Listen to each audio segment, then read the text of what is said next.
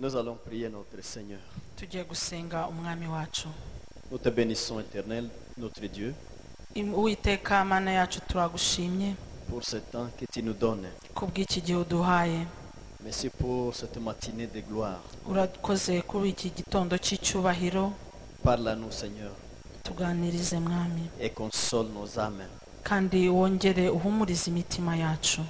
Donne-nous ta parole, Seigneur. Uduhe ijambo ryawe mwami. C'est ça notre vie. Ubwo nibwo buzima bwacu bwa buri Bénis tous ceux qui munsi. sont ici déjà, Umugisha buri wese uri hano ceux qui vont venir, n'abari budusange et d'autres qui sont dans les sommets. ndetse n'abari mu zindi nama hirya. Bénis tout le monde, Seigneur. Uha umugisha buri wese mwami. Bénis-nous tous, Seigneur. Twese uduha umugisha uko Bénis duteranye. ta parole, Seigneur Jésus. Uhe umugisha ijambo ryawe mwami Yesu. Amen. Amen.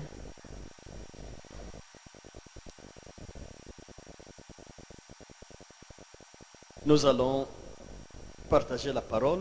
Tugiye gusangira ijambo. Et la parole, ça concerne les mots Amen. Iryo jambo riravuga ku ijambo amina. Voilà notre échange aujourd'hui. Uyu munsi nicyo tuvugaho, Les mots Amen. ijambo amina. Nous allons lire la parole de Dieu Reka dusome ijambo ry'Imana dans le livre des Nombres. mu kubara, Nombre chapitre 5. kubara igice ni cya gatanu. Nous allons lire les versets 21, 22 et 23. Nombre 5, 20. Kubara gatanu duhere kuri 20 Jusqu'à 23. kugera kuri 23. Nous allons lire si nous avons trouvé. Nombre 5, 20 à 23. Tugiye gusoma niba twahageze, kubara guhera kuri 20 kugera kuri 23. Mais si au contraire, étant marié, tu as trompé ton mari, et si tu t'es rendu impur en partageant la couche de notre homme, tu jures de prendre sur toi les imprécations suivantes. Que l'Éternel te livre à la malédiction et à l'exécration au milieu de ton peuple, qu'il fasse dépérir tes cuisses et enfler ton ventre, que ces eaux de malédiction pénétrant en toi produisent cet effet. La femme répondra oui, qu'il en soit ainsi. Le prêtre mettra ses imprécations par écrit et les dissoudra dans l'eau amère. Amen. Ariko niba warahindukiriye undi ugitegekwa n'umugabo wawe ukaba wanduye, hakagira uwo muryamanye atari umugabo wawe, maze uwo mutambyi arahize uwo mugore indahiro ye yo kwivuma, amutonga ati, Uwiteka agahindurishe intukano n'indahiro mu bwoko bwawe, kunyunyura ikibero cyawe, agatumbisha inda yawe, kandi aya mazi atera umuvumo ari bujye mu mara yawe, atumbishe inda yawe, anyunyure ikibero cyawe. Uwo mugore yikiriza ati amen, amen.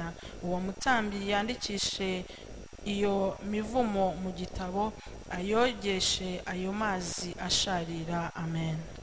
Nous augmentons notre texte dans Apocalypse 22, verset 20. Ibyo turabyongeraho ikindi cyanditswe cyo mu byahishuwe 22 umurongo wa 30. 22, 20. 22 20. Les témoins qui affirment ces choses déclarent oui, Amen, et oui, qu'il en soit ainsi. Viens Seigneur Jésus, Amen. Ibyahishuwe 20 uhamye ibyo aravuga ati ye ndaza vuba. Amen, ngwino mwami Yesu. Amen. Amen. Amen. Alléluia. Amen. Alléluia. Hallelujah. Ramenez vos esprits ensemble, nous entrons dans la parole de Dieu. mugarure imitima yanyu hano tugiye kwinjira mu ijambo ry'Imana. Nous sommes bénis ce matin, nous avons choisi d'être ici. Twahawe umugisha muri iki gitondo ko twahisemo kuba ahangaha. Il y a nos frères qui sont et nos sœurs qui sont dans des sommets différents en haut. Hari bene data bashiki bacu bari mu nama zitandukanye hariya haruguru. Et nous sommes ici pour... c'est un autre sommet aussi. Kandi natwe turi hano natwe ni inama yacu. Et nous voulons parler du mot Amen. Kandi tugiye kuvuga ku ijambo Amina. Mes frères, mes sœurs, vous savez que dans le monde où nous vivons, Bene data bashiki banjye muzi ko mu isi tubamo, toute chose se conclut par une prestation de serment. ikintu cyose gikomezwa n'indahiro. C'est pourquoi on parle de serment de politique. Niyo mpamvu bavuga indahiro ya politiki. Nous voyons cela dans nos pays où chacun qui est élu pour un poste, il doit jurer devant les drapeaux du pays. Tubibona buri muntu wese utorewe kuyobora ikintu runaka agomba kubirahirira imbere y'ibendera ry'igihugu cye. Les magiciens font cela aussi. Ndetse n'abakonikoni barabikora. Pour devenir magicien, devenir sorcier, ils arrivent à ce point aussi de jurer au nom du diable. Kugira ngo uhinduke umukonikoni wemewe bisaba yuko ukorana isezerano n'umwanzi ukarahira. Dans les religions, il y a aussi cette prestation. Kandi no mu madini naho habamo izo ndahiro. Il y en a. Zirahari. Quand quelqu'un accepte Jésus-Christ, n'est-ce pas, il récite une formule. Iyo wakiriye Yesu nk'umwami n'umukiza hari ibyo uvuga. Vous dites par exemple, j'accepte aujourd'hui que Jésus-Christ c'est mon sauveur. Urugero uravuga ngo nakiriye Yesu nk'umwami n'umukiza wanjye ndamwemeye. Et on trouve ça dans des religions. Kandi ibyo tubisanga mu matorero atandukanye. Il y a même la façon de prêter chaque jour. Ndetse hari n'ubundi buryo ugenda ubivuga cyangwa ubikora mu buri munsi. Je me rappelle chez les musulmans, des fois ils disent Inch'Allah pour dire au nom de Dieu. Ndibuka neza mu bayisilamu baravuga ngo inshallah cyangwa kuvuga ngo mu izina rya Yesu.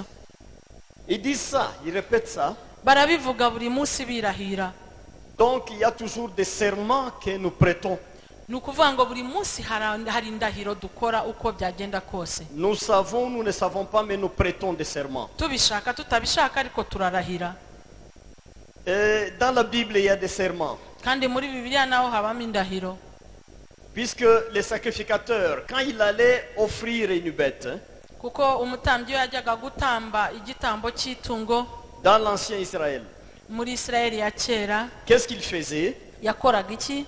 Il prenait la bête, yafataga itungo agiye gutamba, il mettait la main sur la tête, akarishyiraho ikiganza, et il pouvait dire ceci: hanyuma akavuga ibi: moi je me conforme à toi, bête. njyewe nigereranyije nkawe wowe tungo. Tu es fautif, uri umunyamafuti, tu as commis des péchés. wakoze ibyaha byinshi, Je vais verser ton sang ngiye kukumenaho amaraso yawe ngiye kuyamena pour l'élévation du péché. kugira ngo wakurweho icyaha.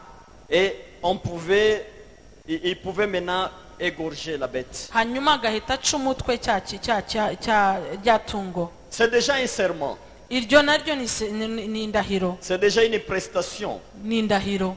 Les gens faisaient ça. Abantu barabikoraga. Il y a aussi des mots que nous utilisons, le mot de Dieu, le mot de Jésus, le mot de Alléluia, le mot de Amen. Nous utilisons ça régulièrement. Hari amagambo dukoresha, izina rya Yesu, izina ry'Imana, haleluya, amina. Ayo yose turayakoresha mu buzima busanzwe. Et ça devient comme des devises. Noneho bigahinduka ubuzima bwa buri munsi n'indahiro. Ça dépend des pays, ça dépend des villes. Bigaterwa n'igihugu cyangwa se imijyi ariyo ari ibyo bemera. Il y a là où on vous dit seulement que Dieu soit loué. Hari aho bavanga Imana ihabwa icyubahiro. C'est ça la salutation. Iyo akaba ariyo ndamukanyo ya buri wese. Ailleurs on dit que Jésus soit loué. Ahandi bakavuga ngo Yesu ahabwa icyubahiro. Ça devient une salutation. Iyo nayo igahinduka indamutso ya buri wese. Ailleurs on dit encore Alléluia. Abandi bakavuga ngo haleluya. Même les gens qui se promènent et se rencontrent disent Alléluia, l'autre dit Amen. Ndetse n'abagenda mu muhanda bahura akavuga ngo haleluya, undi akamusubiza ngo amina. Ce sont des serments que nous prêtons. Izo ziba ari indahiro tuvuga buri munsi. Ce sont des serments de notre foi. Ibyo ngibyo ni ibyerekana kwizera kwacu. Mais je ne voulais pas parler du serment du mot du nom de Dieu. ntabwo nashaka kuvuga indahiro y'izina ry'Imana. Je ne vais pas aussi parler du serment du nom de Jésus-Christ. nta nubwo nshaka kuvuga indahiro y'izina rya Yesu.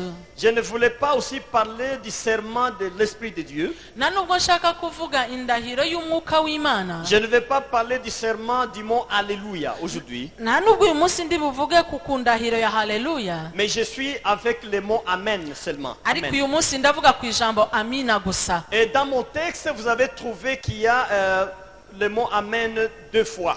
kandi mu byo nasomye byose muri busangemo ijambo amina inshuro ebyiri. Dans Nombre, on a dit et la femme dira Amen, Amen. kandi mu kubara bavuze ngo uwo mugore azavuga ngo amina amina. Mais quelle est cette femme qui doit dire Amen, Amen? ese uwo mugore uzavuga ngo amina ninde? C'est une femme surprise en flagrance d'adultère. ni umugore bafashe asambana.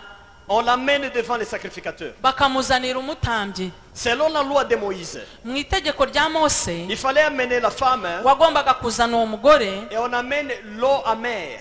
ukazana amazi asharira. Alors, on va faire des serments à partir de cette eau-là. hanyuma bakarahirira kuri ayo mazi asharira. On va faire boire la femme l'eau amère. uwo mugore bakamunywesha ya mazi asharira. Et puis, le sacrificateur dira ceci à la femme. hanyuma umutambyi akabwira uwo mugore ati Tu as commis des péchés. wakoze icyaha, Tu es marié, urashatse urubatse, mais tu as trompé ton mari. ariko waciye inyuma y'umugabo wawe. À partir d'aujourd'hui, guhera uyu munsi rero tu acceptes de prendre cette eau. wemeye kunywa aya mazi.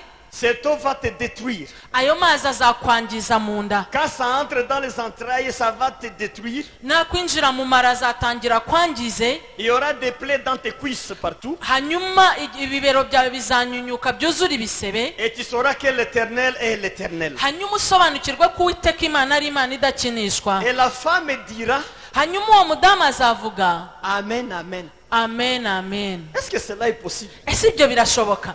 On t'amène du poison. bakuzaniye uburozi On dit que tu as péché. bakakubwira ngo wakoze n'icyaha Et le kandi poison, tu dois avaler ça. hanyuma ugomba kunywa ubwo burozi. Et quand tu as déjà avalé, wamara kunywa bwa burozi pour que le poison travaille bien dans les entrailles, kugira ngo uburozi bukwangize rwose bwivuye inyuma mu mara, tu dois répondre Amen, Amen. ugomba kuvuga ngo amen amen. Est-ce que cela est possible? ese ibyo birashoboka koko? Posez-vous des questions. nimubyibaze. Cela est possible. ibyo urumva bishoboka wowe? On vient te tuer baje kukwica et on te dit de dire Amen, Amen. hanyuma bakakubwira ngo vuga ngo amen amen. Mais en Israël, on a obligé les femmes et les hommes à dire Amen, Amen, même s'il s'agit d'une sanction. ariko muri Israheli bategetse abagore n'abagabo kuvuga ngo amen amen nubwo babaga bari guhabwa igihano. Alors, si je me représente la situation, ningerageza kureba uko ibyo bintu bimeze, l'amen ici, ce n'est pas Amen, Amen avec joie, mais c'est Amen puisqu'on est obligé de le dire. amen iri buvugwa ahangaha ntabwo umuntu ari bubanezerewe n'umunezero mwinshi cyane, ahubwo ni yuzuye agahinda n'intimba kuko umuntu yemeye kubivuga ategetswe kubivuga. Donc, on doit seulement dire Amen, Amen, puisque ce n'est pas un Amen du cœur.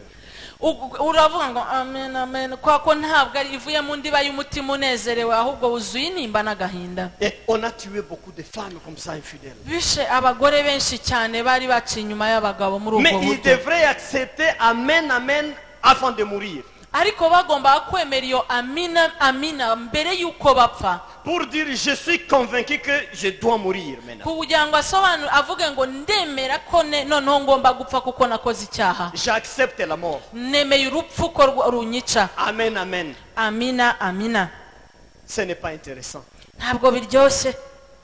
Mais nous avons trouvé notre Amen dans le Nouveau Testament, ariko hari indi amina twabonye mu isezerano rishya dans l'Apocalypse, mu byahishuwe spécialement au 22, verset 20. ku gice cya 22 umurongo wa 20. Là où on dit, et celui qui parle de ces choses dit Amen. aho bavuga ngo uvuga ibyo byose avuga ngo ye amina. Cette fois-ci, c'est un bon Amen. ahangaha noneho ni amina nziza y'ibyishimo, C'est un Amen positif. ni amina y'ibyishimo. Ce n'est pas comme l'Amen de cette femme qui doit mourir. ntabwo ari nka ya amina ya wa mugore ugomba gucirwaho iteka agapfa. Maintenant, qu'est-ce qu'est Amen? ese amina noneho bivuga iki? Qu'est-ce qu'est Amen, mes frères et mes sœurs? amina ni iki? Vous avez utilisé ça longtemps, depuis la naissance peut-être. Et jusqu'à l'âge où vous utilisez toujours Amen. ijambo amina mwarikoresheje igihe kinini cyane, yenda waranavutse usanga barivuga nawe urarivuga kugera uyu munsi, ariko amina ni iki? Le mot Amen est beaucoup utilisé. ijambo amina rirakoreshwa C'est un cyane, mot beaucoup exploité. ni ijambo rikoreshwa ku buryo butandukanye. Amen, Amen. Amina, amina, Chacun dit Amen. buri wese aravuga ngo amina, Même les païens disent maintenant Amen. ndetse n'abapagani baravuga ngo amina. Si l'un donne un cadeau à l'autre, l'autre dit Amen. Merci umwe beaucoup. yamuha impano akavuga ngo amina, urakoze cyane. Qu'est-ce que Amen? ese amina bivuga iki? Je vais vous dire ceci. reka mbabwire iki. Le mot Amen, ijambo amina il est parmi les mots les plus puissants de la Bible. ni rimwe mu magambo akomeye cyane afite imbaraga muri Bibiliya. Les mots les plus puissants de la Bible. rimwe mu magambo y'imbaraga zihambaye muri Je Bibiliya. répète encore, c'est parmi les mots les plus puissants de la Bible. ni rimwe mu magambo y'imbaraga zihambaye muri Bibiliya. J'explique pourquoi ça. reka mbisobanure impamvu yabyo. Quels sont ces mots les plus puissants dans la Bible? ese ayo magambo y'imbaraga zihambaye muri Bibiliya ni ayahe? Il y a le mot Dieu, par exemple. hari ijambo imana, urugero C'est un mot puissant. Le nom de ni Dieu. ijambo ry'imbaraga, ijambo imana C'est un mot de puissance. ni ijambo ryuzuye imbaraga ubwaryo. Quand nous parlons de Jésus, iyo tuvuze Yesu, c'est un mot très puissant, Jésus. ni ijambo ryuzuye imbaraga ubwaryo. Quand nous parlons de Saint-Esprit, iyo tuvuze mwuka wera, c'est un mot très puissant. ni ijambo ryihagije ryuzuye Quand nous imbaraga. disons Alléluia, c'est très puissant. iyo tuvuze haleluya, ni ijambo ryuzuye imbaraga. Quand nous disons Amen, c'est très puissant. amena yaza nayo yuzuye imbaraga. Ces mots sont puissants, pourquoi? ayo magambo yuzuye imbaraga kubera iki? Parce que ce sont des mots que le monde a essayé de prendre au ciel et ramener parmi les vivants. kuko ni amagambo abantu b'isi bagerageje gukura mu ijuru bayazana mu isi y'abazima. Ou bien Dieu a fait descendre ces mots du ciel, il a emprunté les humains, ces mots. cyangwa n'imana yamanuye hano iyakuye mu ijuru iyatiza abantu. Les mots de Dieu, amagambo les y'imana, mots Dieu, je voulais dire. ijambo imana, L'homme ne savait pas ces noms-là. iryo jambo ntabwo umuntu yari arizi. C'est pourquoi Moïse a posé la question à Dieu lui-même. niyo mpamvu mose yabajije imana ikibazo. Il a dit, tu m'envoies vers le peuple d'Israël. aramubwira ngo ariko uranyoherereza ubwoko bwa Isirayeli, Mais ils vont me demander qui m'a envoyé, comment il s'appelle. bari bumbaze ngo uwanyohereje yitwa nde. Et Dieu s'est révélé. hanyuma imana iramwiyereka, Il s'est révélé iramwibwira, par les noms. imwibwira mu izina. Il a dit, dites à ces gens, ubwira abo bantu moi je suis qui suis. ngo njyewe nduriho, Moi je suis celui qui suis. njyewe nduriho, Ou celui qui est. nduriho. C'est ça la révélation de Dieu. iyo niryo zina ry'imana, Et c'est ni ça le ndiho. nom Dieu même. Le nom Dieu c'est ça.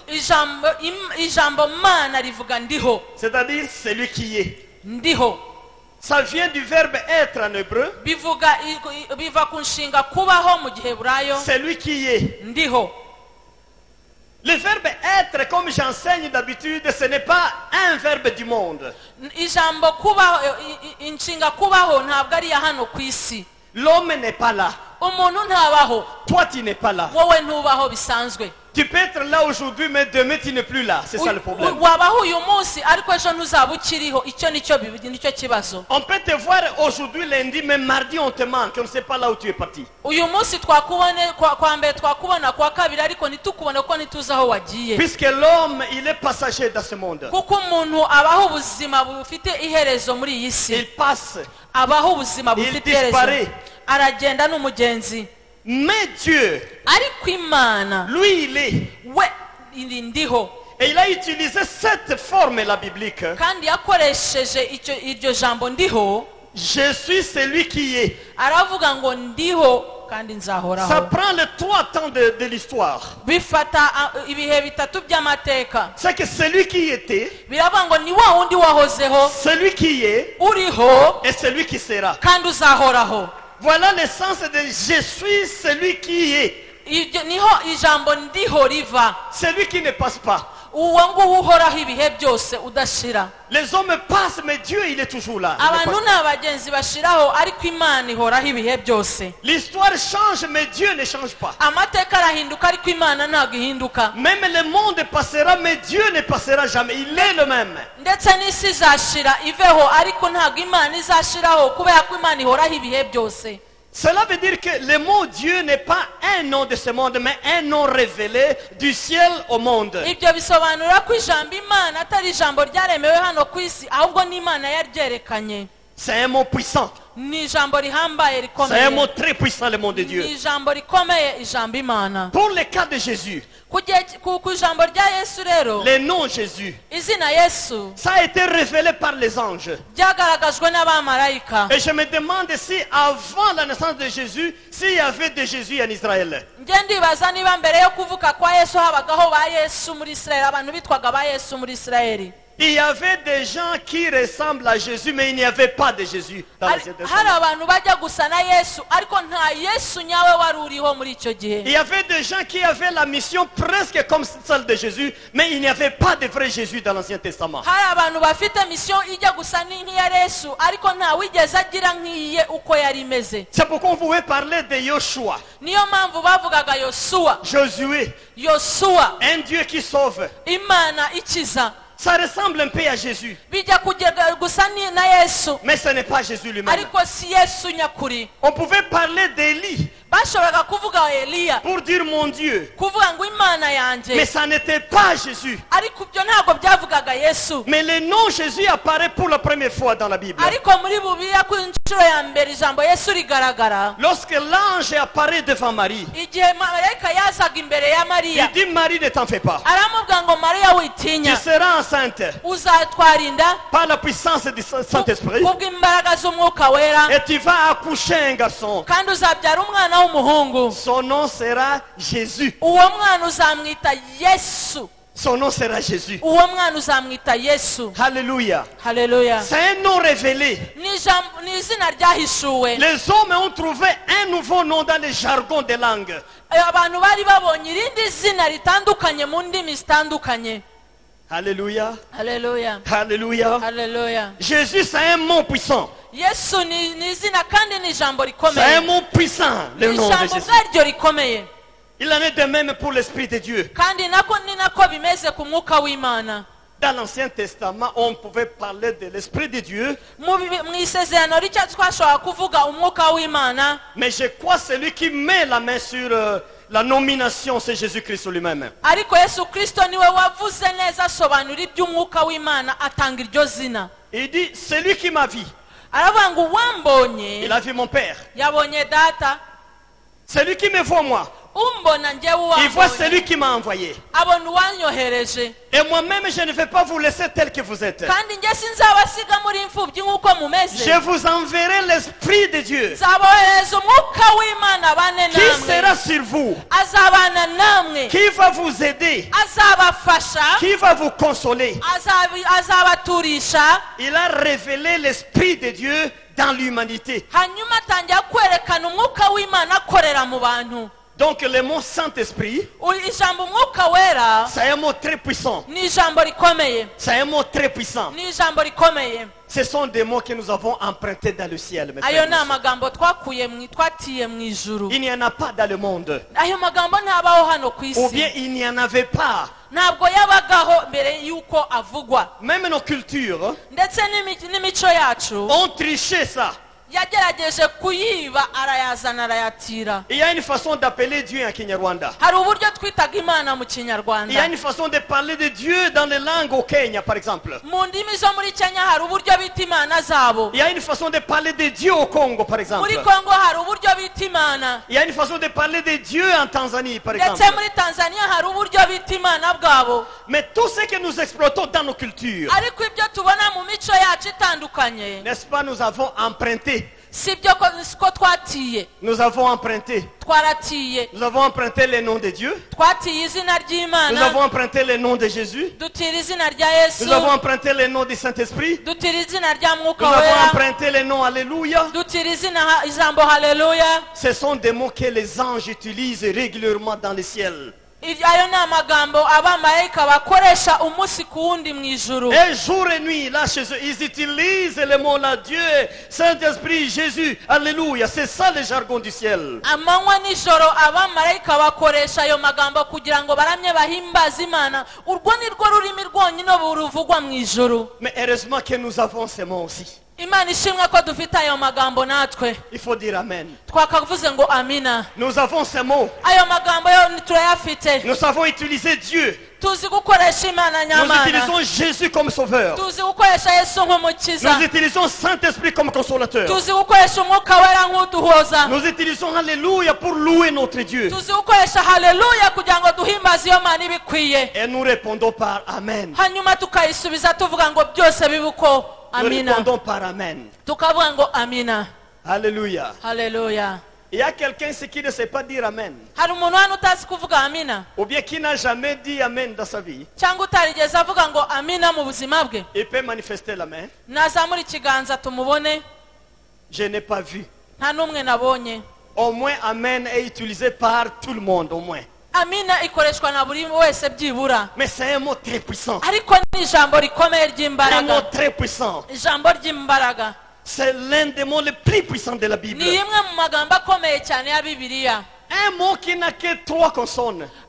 Ijambo rifite Consonnes. inyuguti eshatu. A, A, min, M, na. na. Fini. Bikaba birangiye. C'est très court. Ni rigufi cyane. Même les gens qui ne savent pas parler bien, N'abantu batazi kuvuga neza mais ils peuvent aussi parler Amen. bashobora kuvuga iryo jambo ry'imigemo itatu ngo amina. Ils peuvent essayer Amen. Bashobora kugerageza kuvuga ngo amina. Va essayer avec tes enfants, là, les bébés là. Apprends-le. Ugerageze n'abana bato biga kuvuga ubibigisha urebe. Amen. Amina. Tu verras comment il va prendre vite. Urebe ko ukuntu bazaryiga vuba. Amen. Amina. Puisqu'il n'y a que 3 consonnes. Kuko rifite imigemo itatu. Seulement 3 lettres. Imigemo itatu. Et les 3 lettres, c'est comme la Trinité aussi. Kandi iyo migemo itatu igaragaza ubutatu butagatifu. C'est comme la Trinité. Ni ubutatu butagatifu. Amen donne l'expression suprême d'un sentiment. Ubwo amina ivuga kunezerwa guhebuje mu mutima. Amen est plus que le simple oui que nous utilisons. Amina irengeye yego tugira. Dans nos langues, nous disons par exemple yes, ça c'est l'anglais, j'ai dit oui, c'est français. Nous disons yego en Kinyarwanda, mais ça ne veut pas dire amen. Écoutez-moi. Mu ndimi zacu turavuga ngo yego mu gifaransa, mu cyongereza, mu kinyarwanda, mu ndimi z'amahanga atandukanye, ariko ntago bivugika neza nka amina. Ça n'a pas le même sens. Ntabwo bifite ubusobanuro bumwe. Yego ce n'est pas amen. Yego ntivuga amina. Amen c'est 10 fois plus grand que yego de Kinyarwanda. Amina irakomeye inshuro 10 kuruta yego y'ikinyarwanda cyangwa rundi rurimi. Amen c'est 10 fois plus grand que d'accord ou oui. Amina irakomeye cyane kuruta umuntu uvuga ngo ndabyemeye cyangwa yego. Ce mot est utilisé et dans l'Ancien Testament et dans le Nouveau Testament. Iryo jambo rikoreshwa mu isezerano rya kera n'irishya. Partout là on utilise le mot amen. Aho hose bakoresha amina. Je vois que Jésus aussi a utilisé le mot amen. Kandi ndatekereza ndetse mbona Yesu nawe yarakoresheje ijambo amina. Quand il a enseigné aux disciples comment prier, igihe yabwiraga intumwa ze uko bagomba gusenga, il a clôturé sa prière yashoje isengesho rye par amen. avuga ngo amina. Je sais que les théologiens discutent sur ça, ils pensent qu'on a augmenté les amen à la fin et que ce n'est pas Jésus qui aurait annoncé ça. Abigisha ibya Bibiliya bo bongeyeho baravuga ngo abantu bongeyeho amina ahanjya kwako Yesu we ntabwo yari yabishyizeho.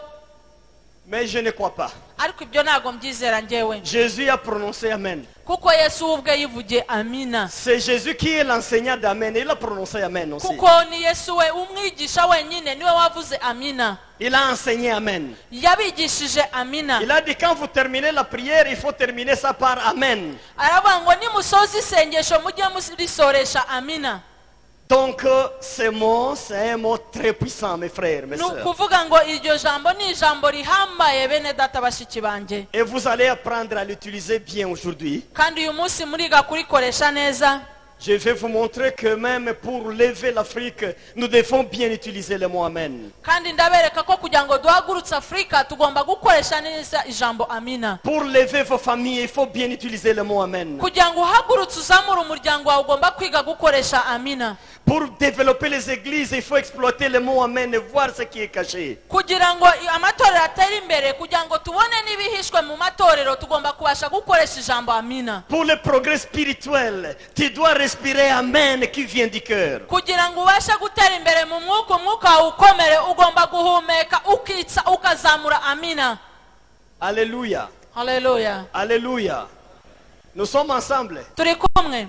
Manifester la gloire du Seigneur. zamura icyubahiro cy'Imana. Alléluia. Haleluya. Regardez maintenant comment nous utilisons Amen reba ukuntu dukoresha amina dans nos vies, mu buzima dans bwacu, l'église, mu itorero, dans la famille. mu miryango. Le temps que je viens de passer dans l'église, igihe maze mu itorero c'est presque tout mon temps d'ailleurs de vie que j'ai déjà eu. ni n'ubuzima bwanjye bwose mba mu itorero, Puisque papa m'a amené à l'église depuis l'école de dimanche. kubera yuko natangiriye mu itorero, ntangiriye mu ishuri ryo ku cyumweru ry'abana. Moi, j'ai trouvé 3 sortes d'usage du mot Amen dans nos églises. mu matorero yacu nabonyemo uburyo butatu bakoresha ijambo amina. Écoutez-moi, nyumva neza, suivez-moi. nyumva. La première façon d'utiliser Amen dans nos églises, uburyo bwa mbere bwo gukoresha amina mu matorero yacu, les gens ont pris Amen comme une arme pour attaquer l'adversaire. abantu bafashe amina nk'intwaro cyangwa ingabo yo gutera umwanzi. Je me rappelle, je bénissais un mariage quelque part. ndibuka nari ndi guha umugisha ubukwe ahantu, Et je parlais des responsabilités de l'homme envers sa femme. hanyuma mvuga ku nshingano z'umugabo agomba umugore. Et ce jour-là, j'ai insisté sur le rôle de l'homme envers sa femme. uwo munsi mvuga cyane ku nshingano z'umugabo.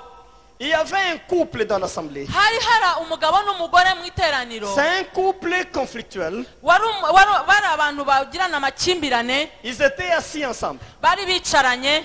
Comme j'enseignais le rôle de l'homme, uko nari ndi kwigisha inshingano z'umugabo, la femme disait à son mari, umugore yabwiraga umugabo, tu écoutes? wumvise? Amen, amen, amen. akavuga ngo amina amina amina. Tu écoutes? wabyumvise? Celui-là, c'est un serviteur de Dieu. uwo ni umukozi, uyu uri kuvuga ni umukozi w'Imana nyawe. Celui-là, c'est un bon serviteur de ni Dieu. ukuri uriya ni umukozi w'Imana ari mu Tu mwuka écoutes w'Imana. encore? wabyumvise ibyo avuga? Tu écoutes encore? wakomeje urabyumva? Et l'homme s'est révolté. hanyuma umugabo yumva ararakaye, Tu me déranges. aravuga ngo urambuze amahoro. Qu'est-ce qu'il y a? byagenze bite? C'est comme ça que la plupart utilisent le mot Amen aho uko niko abantu benshi bakoresha ijambo amina, pour servir d'arme ou d'attaque ou d'humiliation de l'adversaire. kugira ngo urikoreshe nk'intwaro cyangwa se umwaze mugenzi wawe. Ça existe. ibyo birakoreshwa. Vous êtes témoin peut-être. yenda mwarabibonye. Quand un prédicateur est debout ici, iyo umuvugabutumwa aje hano il agahagarara commence à prêcher. agatangira kubwiriza, Et si quelqu'un t'a dérangé hier, niba hari umuntu wakubujije amahoro ejo, le prédicateur touche ces choses-là. agakora hahandi yagukomerekeje, Il dit, mais il y a des gens qui dérangent les autres. akavuga ngo hari abantu babuze abandi amahoro, Il y a des gens qui dérangent les hari autres. abantu babuze abandi amahoro. Là où tu es, aho wicaye tu commences à dire Amen, Amen, Amen. ugatangira kwinjira mu mwuka ukavuga ngo amina Amen, amina, Amen, Amen. ukavuga ngo amina amina. Aujourd'hui, le Seigneur a parlé uyu vraiment. munsi umwami yavuze ni ukuri. Aujourd'hui, le Seigneur a hari parlé. icyo umwami yavuze uyu munsi. Il a parlé pourquoi? kuki yavuze? Il a touché ton adversaire. kubera yuko yavuze icyo umuntu wagukomerekeje yagukoreye. Il a attaqué ton ennemi. kubera yuko yateye umwanzi wawe. Tu te sens émerveillé. uyu munsi urumva unezerewe kuko yakuvugiye, Et tu réponds Amen. hanyuma ukavuga ngo ni amina. Cet Amen-là n'est pas convenable. iyo amina uba ukoresheje ntabwo ari nziza, Cet Amen n'est pas convenable. ntabwo ari nziza. C'est un Amen égoïste. ni amena yuzuye kwikunda gukomeye. Tu vois les faiblesses de l'autre dans Amen, tu ne vois pas tes propres faiblesses. uba ubona intege nke za mugenzi wawe muri iyo amina, ariko izawe ukazirengagiza. Tu vois les manquements de l'autre, tu ne veux pas te voir toi-même. uba ubona ibyo abandi babuze, ariko wowe ntumenye ibyo ubura. Et vous allez voir que cela nous a dominés, nous tous presque. kandi muzabona ko ibyo ngibyo twese bitubaho. Quand nous quittons l'église, iyo tuvuye mu itorero, quand nous parlons twaba turi kuganira, avec nos femmes ou avec nos maris, avec nos enfants, ukaganira n'abana n'umugore, il nous arrive de dire, rimwe na rimwe turavuga Cette fois-ci, tel a entendu. uravuga ngo uyu kanaka yumvise Cette kabisa fois-ci, tel a entendu. kanaka yumvise Cette fois-ci, tel a entendu. shabamubwiriye kabisa Cette fois-ci, ces gens ont entendu. bariya abantu babumvise nzi ko babambwiriye Dieu les a parlé aujourd'hui. imana yabavugishije uyu Dieu munsi les a reprochés hari aujourd'hui. icyo imana yabavuzeho yabareze Voilà les amens dans notre usage de chaque jour. ibyo nibwo buryo dukoresha amena mu buzima busanzwe Cet amen ne fera jamais de miracle. iyo amena ntabwo izigera ikora igitangaza Cet amen ne changera jamais ta vie. nta nubwo izigera ihindura ubuzima bwawe Cet amen n'amènera pas de transformation dans ta vie. nta nubwo izigera izana impinduka mu buzima bwawe C'est un amen égoïste. ni amena yo kwikunda guhambaye C'est un amen qui ne se concentre pas sur soi-même, mais ça regarde l'autre. ni amena idatuma wiyitaho ngo wimenye ahubwo ukahora ushinga igikwasi abandi Malheureusement, c'est ça l'amen qu'on a utilisé. ariko iyo amena niyo duhora dukoresha On a toujours vu ça. twarabibonye On kenshi a toujours vu ça. turabibona Qu'est-ce qu'on vous a enseigné à l'église? n'iki babigishije ku itorero On est en fait. Aujourd'hui, c'était formidable. Et l'homme de Dieu a parlé. uyu munsi byari ibitangaza umukozi w'imana yavuze turanezerwa Avec les gens qui nous dérangent. n'aba bandi batubuza amahoro Aujourd'hui, le Seigneur a parlé. ayaya umwami yavuze Le Seigneur les a attaqués aujourd'hui. umwami yabakozeho turabibona Cet amen ne t'avance pas. iyo amina ntabwo iguteza imbere Cet amen ne rappelle pas le ciel pour ta situation. nta nubwo ihamagara ijuru kubw'ubuzima ubayeho Cet amen, c'est juste le divertissement de toi-même. ni ukunezeza umutima wawe gusa Que Dieu soit loué. imana ihabwa icyubahiro Alléluia. haleluya Alléluia. haleluya Je vous dérange.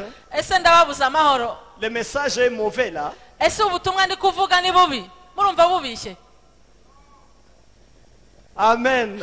amina Alléluia. haleluya L'usage d'amen, l'usage égoïste, uburyo dukoresha amene twikunda il faut laisser ça. tugomba kubireka Il faut plutôt inverser. tugomba kubihindura ahubwo Quand Dieu attaque ton comportement, iyo imana ije gukora ku myitwarire yawe il attaque tes mauvaises habitudes. igatangira kuvuga ku myitwarire yawe mibi C'est là qu'il fallait dire Amen. aho niho wakagombye kuvuga ngo amina C'est là qu'il fallait dire Amen. aho niho wagombye kuzamura akaboko ukavuga ngo amina C'est ça le contexte des nombres. kuko aho niho mu kubara bivuga Où on dit qu'il faut donner du poison à la femme adultère. aho bavuga ngo ugomba guha uburozi wa mugore w'umusambanyikazi Et la femme dira Amen, Amen. hanyuma uwo mugore akavuga ngo amina amina Toi, personne ne te fera du poison aujourd'hui. uyu munsi ntawe uzaguha uburozi wowe uyu munsi Personne ne veut te tuer puisque tu as péché. nta muntu uzakwicira ko wakoze icyaha Puisque Jésus a fini tout à Golgotha. kubera ko ibyo byose yesu yabirangirije Il igorogota n'y a pas de condamnation que tu nta as. gucirwaho iteka uzagira Tu es pardonné avant de faire le péché, n'est-ce wowe pas? wababariwe mbere y'uko ukora icyaha Même avant de pécher, il y a un pardon qui est sur toi. ndetse na mbere y'uko ukora icyaha ufite kubabarirwa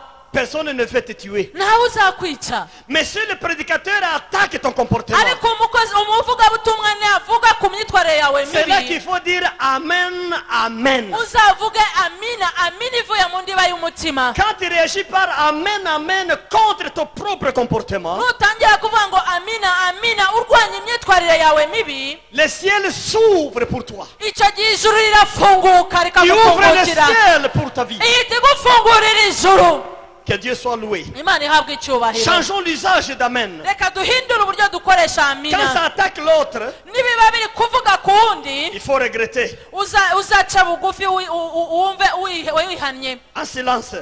ucecetse Mais quand ça te concerne toi-même, ariko wowe wenyine niwumva bigukoraho il faut dire Amen. uvuga ngo amina Une gymnastique très difficile. ibyo biragoye Une gymnastique très, très difficile pour l'homme. uwo ni umwitozo ukomeye cyane ku mwana w'umuntu Très difficile. ukomeye Mais il faut faire un effort. ariko tugomba kugerageza Comme nous aimons Dieu, nous devons aimer les préceptes de Dieu. nk'uko dukunda imana tugomba kwemera n'amahame y'imana Ça, c'est la première façon dont nous utilisons Amen dans nos vies. ubwo ni uburyo bwa mbere dukoresha amina mu buzima bwacu Il y a la deuxième façon. hari uburyo bwa kabiri J'appelle ça la narcose pour apaiser l'esprit.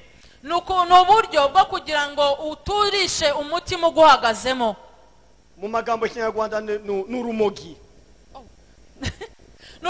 ni ikiyobyabwenge giturisha umutima uguhagazemo La narcose. ikiyobyabwenge Je vais vous expliquer ça. ndabigusobanurira. Je peux changer ma prédication tout de suite. nshobora guhindura ibyo ndi kwigisha nonaha. Et je dis, maman là-bas, nkavuga ngo umubyeyi wicaye hariya inyuma, le Seigneur va t'acheter une maison. ngo uwiteka Imana agiye kukugurira inzu. Vous verrez la maman s'élever urahita ubona umumama ahagurutse et commencer n'imbaraga, à dire Amen. hanyuma atajya avuga ngo amina amena. Toi là, avuga ngo wowe hariya, je vois tu as un visa pour les États-Unis. ndabona uhawe viza ijya kujyana muri Amerika. Il se met debout. agahita ahaguruka Alléluia. hakavuga ngo haleluya, Amen, amen, amen. amina amina.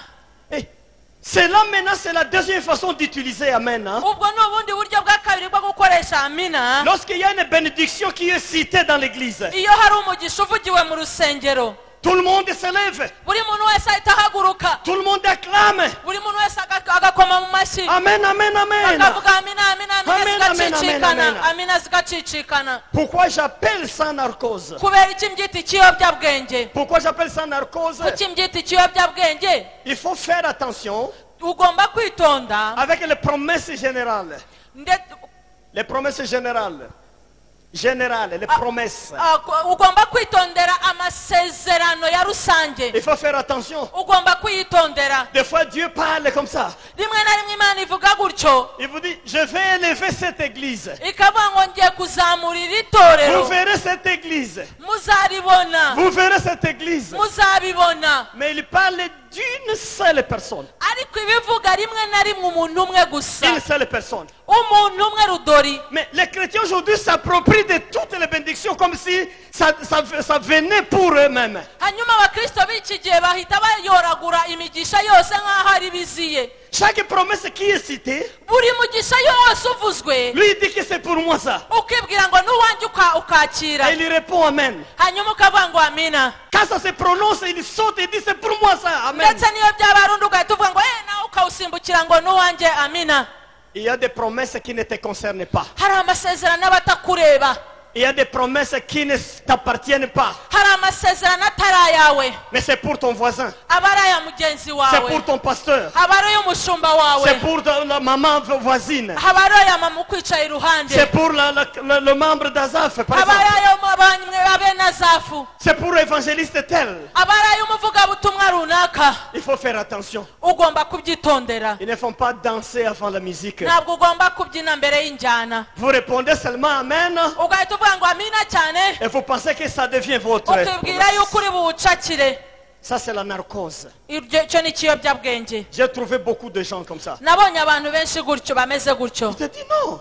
aba ngo oya, Mais Dieu nous avait déjà parlé. imana yaratuganirije Il avait iratubwira, dit ça dans notre église. yabivuze mu itorero ryacu, Que nous serons. baravuga ngo twebwe tuzamera gutya, Nous serons. ngo twebwe tuzagera gutya. Faites attention. ujye witonda. Les nous, iyo twebwe ça n'a plus de valeur dans la foi aujourd'hui, nous parlons. ntabwo bikifite agaciro mu kwizera k'uyu munsi Les tuvugana. nous, ça n'a pas de valeur. twebwe nta gaciro igifite. Je dis toujours ça quand j'analyse les mots hébreux.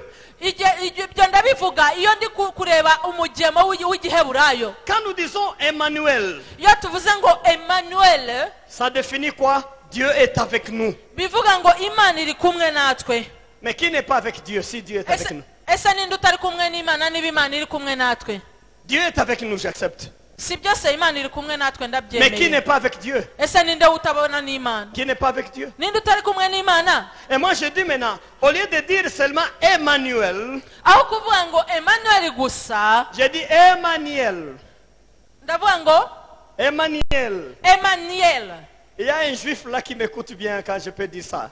hari umuyahudi unyumva neza nimbivuga gutyo. Emmanuel. Emmanuel C'est-à-dire quoi? bivuga iki?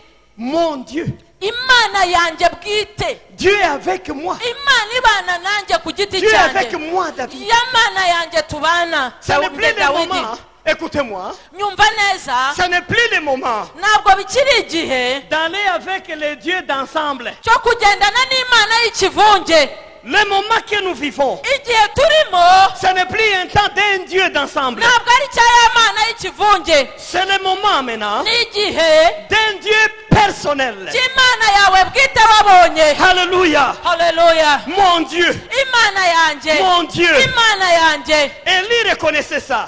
kandi eli ibyo yari abizi Il a dit neza mon Dieu. yavuze ngo imana Il lui yanjye reconnaissait ça. ibyo yari abizi Jésus lui-même, yesu nawe yari il n'a abizi pas dit notre Père, yavuze ngo data wa twese mais il disait mon Dieu. ariko yavuga ngo dawe Quand il était à Golgotha, igihe yari ari i gorogota il disait Elia, Elia, yaravuze ngo eli eli pour dire mon Dieu, kuvuga ngo mana yanjye mon Dieu, moi. kandi mana yanjye Nous vivons un temps de mon Dieu, ce n'est pas un temps de notre Dieu. tuba mu gihe cy'imana yawe ntabwo ari imana ya rusange Mon Dieu, imana yanjye mon Dieu. imana yanjye Et quand il donne la promesse, kandi iyo iguhaye isezerano ari il iyawe donne la promesse à ton nom, toi. iguha isezerano mu izina ryawe bwite Il ne conforme pas les choses. ntabwo yitiranya ibintu n'abantu Jésus a des yeux, yesu afite amaso arabona il a des oreilles, afite amatwi arumva il a des pieds, ndetse afite amaguru il a aragenda des mains. ndetse afite amaboko arakora Il ne confond pas les choses. ntabwo yitiranya ibintu n'abantu Ce qui t'appartient toi, c'est pour toi. ibyawe ni ibyawe ntabwo ari iby'undi Il va te parler à ton nom toi-même. azakuganiriza mu izina ryawe Il va bwite te donner ta propre promesse. azaguha isezerano ryawe ryihariye Puisqu'il est fidèle, kuko ni uwo kwizerwa ne vivez plus la narcose. ntimukomeze kuba mu biyobyabwenge Dieu nous avait dit, ngo imana yatubwiye efface ça. ibyo ngibyo ubisibe Dites ça maintenant. uvuge noneho Mon Dieu m'avait dit. ngo imana yanjye yarambwiye Il m'avait dit, moi. ibi imana yawe Alléluia. haleluya Alléluia. haleluya Et quand vous recevez la promesse à votre nom, kandi iyo iguhaye isezerano mu izina ryawe bwite maintenant quand vous dites Amen, ukavuga ngo amina c'est la signature que vous mettez. icyo gihe uba ubisinyiye ukabishyiraho umukono Vous signez maintenant. uba ushyizeho umukono Et le ciel voit la signature. hanyuma ijuru rikabona umukono wamaze C'est gushyiraho que vous acceptez la promesse, elle est la yuko vôtre. wemeye rya sezerano uhawe Que Dieu soit loué. imana ihabwa icyubahiro Mes frères, mes sœurs, bene data bashiki banjye c'est un moment de chercher ton Dieu. Ce n'est pas notre Dieu, ton Dieu personnel. iki ni igihe cyo gushaka imana yawe bwite ntabwo ari icyo gushaka imana yo mu kivunge no mu kigare Il y a une mauvaise habitude qui s'est développée dans les esprits des chrétiens. hari imico mibi yakuze mu bakristo Ils marchent avec les dieux de famille. bakagendana n'imana y'umuryango Ils marchent avec les dieux de couple. bakagendana n'imana y'urushako Ils marchent avec les dieux de la collectivité. bakagendana n'imana y'ikivunge n'akavuyo Ce n'est pas satisfaisant. ibyo ntabwo bikwiriye Ce n'est pas satisfaisant. ibyo ntabwo bikwiriye Même si ton mari n'a pas encore accepté le Christ, nubwo umugabo wawe atarakira umwami yesu tu as ton Dieu toi-même. ariko ufite umwami wawe ufite imana Tu yawe as ton Dieu. ufite imana yawe Même si ta femme n'a pas encore accepté le Christ, nubwo umugore wawe atarakira yesu tu as ton Dieu toi-même. ariko ufite imana Tu yawe as ton Dieu. ufite imana yawe Tu as tes promesses avec Dieu. ufite isezerano ufitanye n'imana Tu as ta victoire chrétienne de chaque jour. ufite ubutsinzi bwa gikristo bwa buri munsi Méfiez-vous des dieux de l'ensemble. ntimukajya mugendera mu mana y'ikigare n'akavuyo Méfiez-vous des dieux d'ensemble. iyo mana y'ikigare ntimuzayiringire Contentez-vous des dieux personnels. mushakishe imana yanyu ku Le Dieu giti cyanyu céleste. Le Dieu céleste. imana yo mu ijuru Vous savez, dans la tête de Dieu, urabizi mu mutwe w'imana mu bitekerezo byayo il a un cerveau illimité en pouvoir. ifite ubwenge buhambaye Il n'oublie pas les gens. ntabwo ijya yibagirwa umuntu mu Il ne izina confond pas les gens. nta nubwo ijya yitiranya abantu mu mazina Même un fœtus qui est dans le ventre d'une femme, hein, ndetse ibizi kiri mu nda y'umugore il connaît déjà les noms. ibizi zino umuzito uwo Il mwana trace déjà la destinée. ndetse imushyiriraho akazoza Il trace le plan pour le fœtus. déjà. igashyiriraho urwo rusoro ikamushyiraho ubuzima Il ne confond pas les choses. ntabwo ijya yitiranya ibintu n'abantu Tu vois les noms que nous avons. murabona amazina dufite Moi, mon nom c'est David. njye nitwa dawudi we yitwa dawudi Dans l'assemblée, on peut avoir d'autres David ici. mu iteraniro hari ba dawudi bandi hano Cela, ce n'est pas une raison pour Dieu de confondre, de donner à David, moi, la promesse de notre David d'Azaph. Dieu ne peut pas tomber dans cette erreur. imana ntabwo ishobora kunyitiranya ngo umugisha yanjye kwa ko nitwa dawidi ngo iwuhe na dawidi uba muri azafu. Imana ntishobora gukora iryo kosa. Il ne peut pas faire cette erreur. ntabwo ishobora gukora iryo kosa. Dieu est infaillible. Imana ntabwo igitsindwa n'ijya yibagirwa. Dieu est infaillible. Imana ntitsindwa Il ntiyibagirwa. connaît chacun de nous. ituzi neza buri muntu ku giti cye. Petit, enfant, jeune, vieux, il connaît chacun à son nom. umwana muto, umwana w'ingimbi, abasore n'inkumi, abasaza n'abakecuru iratuzi. Voulez-vous que j'explique davantage? ese mbisobanure? Alléluia. Alléluia. Haleluya. Vous savez la façon dont nous utilisons le téléphone, hein? muzi uburyo dukoresha telefone. Captez-moi bien.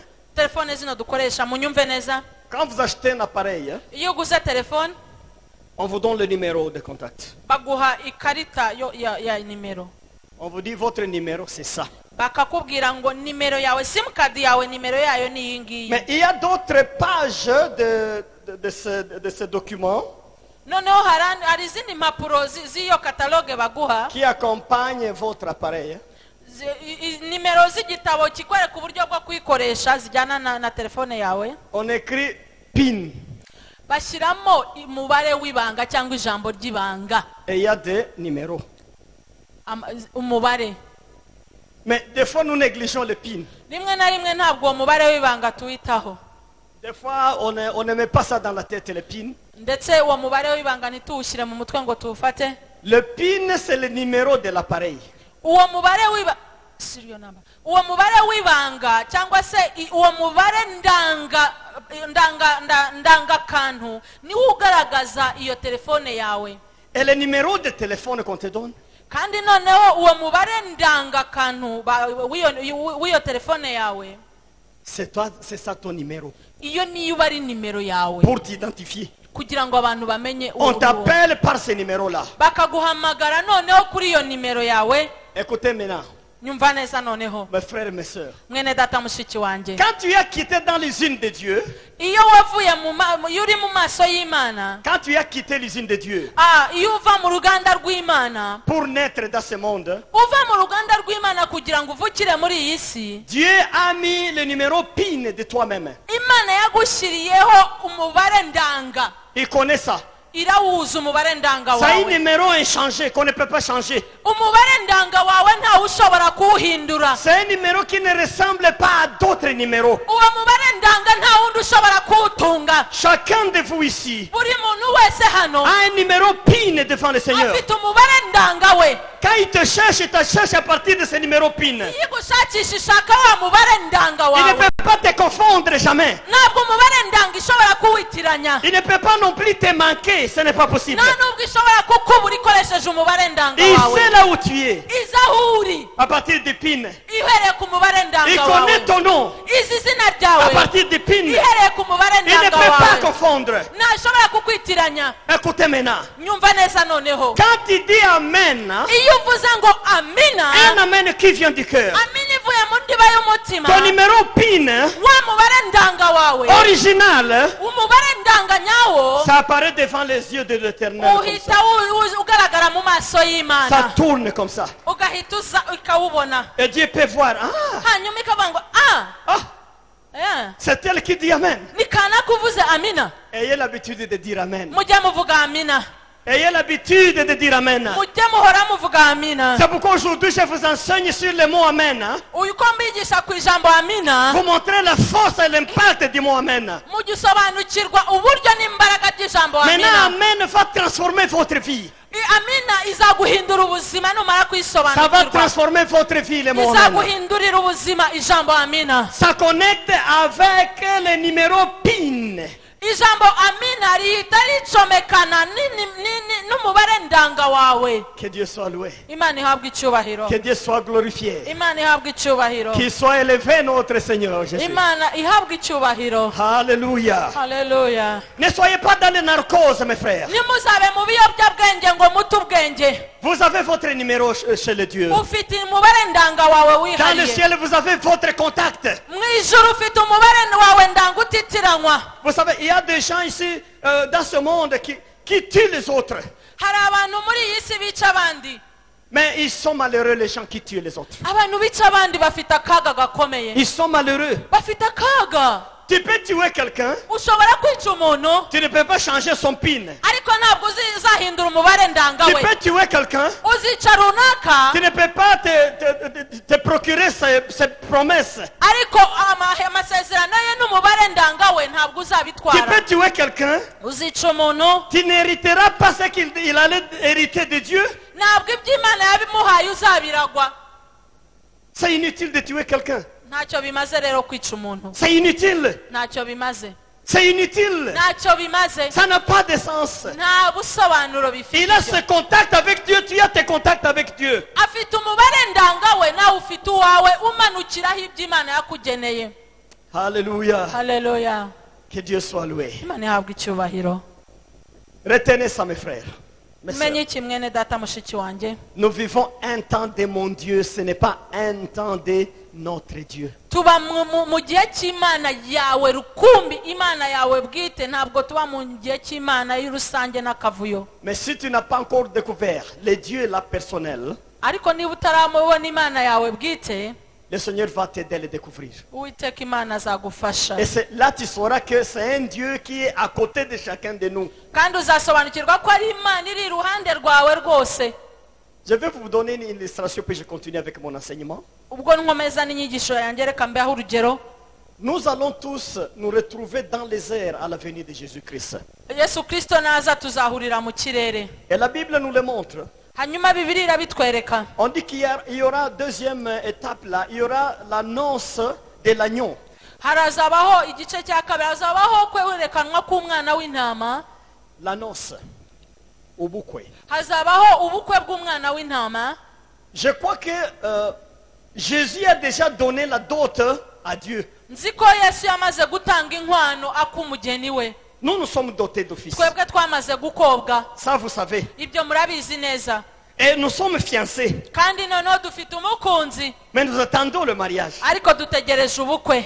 Nous n'avons pas encore fait le mariage. ntabwo twari twakora ubukwe. Le mariage ne se passera pas sur la terre. ntabwo ubukwe bwacu buzabera hano ku isi. Le mariage se passera dans les airs. ubukwe buzabera mu ijuru mu kirere. Dans les airs. hejuru mu kirere. Imaginez-vous. tekereza ibyo byibaze. C'est dans les airs. bizabera mu kirere. Les hommes et les femmes, hein, abagabo n'abagore bose hamwe tous seront épouses du Christ. twese tuzahinduka umugeni wa Kristo. haleluya. Maintenant, une question que je me pose toujours. ikibazo nibaza buri munsi. On va superposer une table bazashyiraho ameza pour que nous puissions manger avec le mari. kugira ngo dusangire n'umukwe. Mais nous sommes combien? ese tuzaba turi Nous bangahe? sommes combien? ibaze umubare w'abantu. Nous sommes combien? umubare w'abantu wibaze. Les gens qui étudient la Bible disent que on va essayer de mettre la table sous forme de croix. abantu biga Bibiliya bavuga yuko bazashyiraho ameza akoze nk'umusaraba. Les autres vont se placer là. bamwe bazajya haruguru, Les autres de l'autre côté.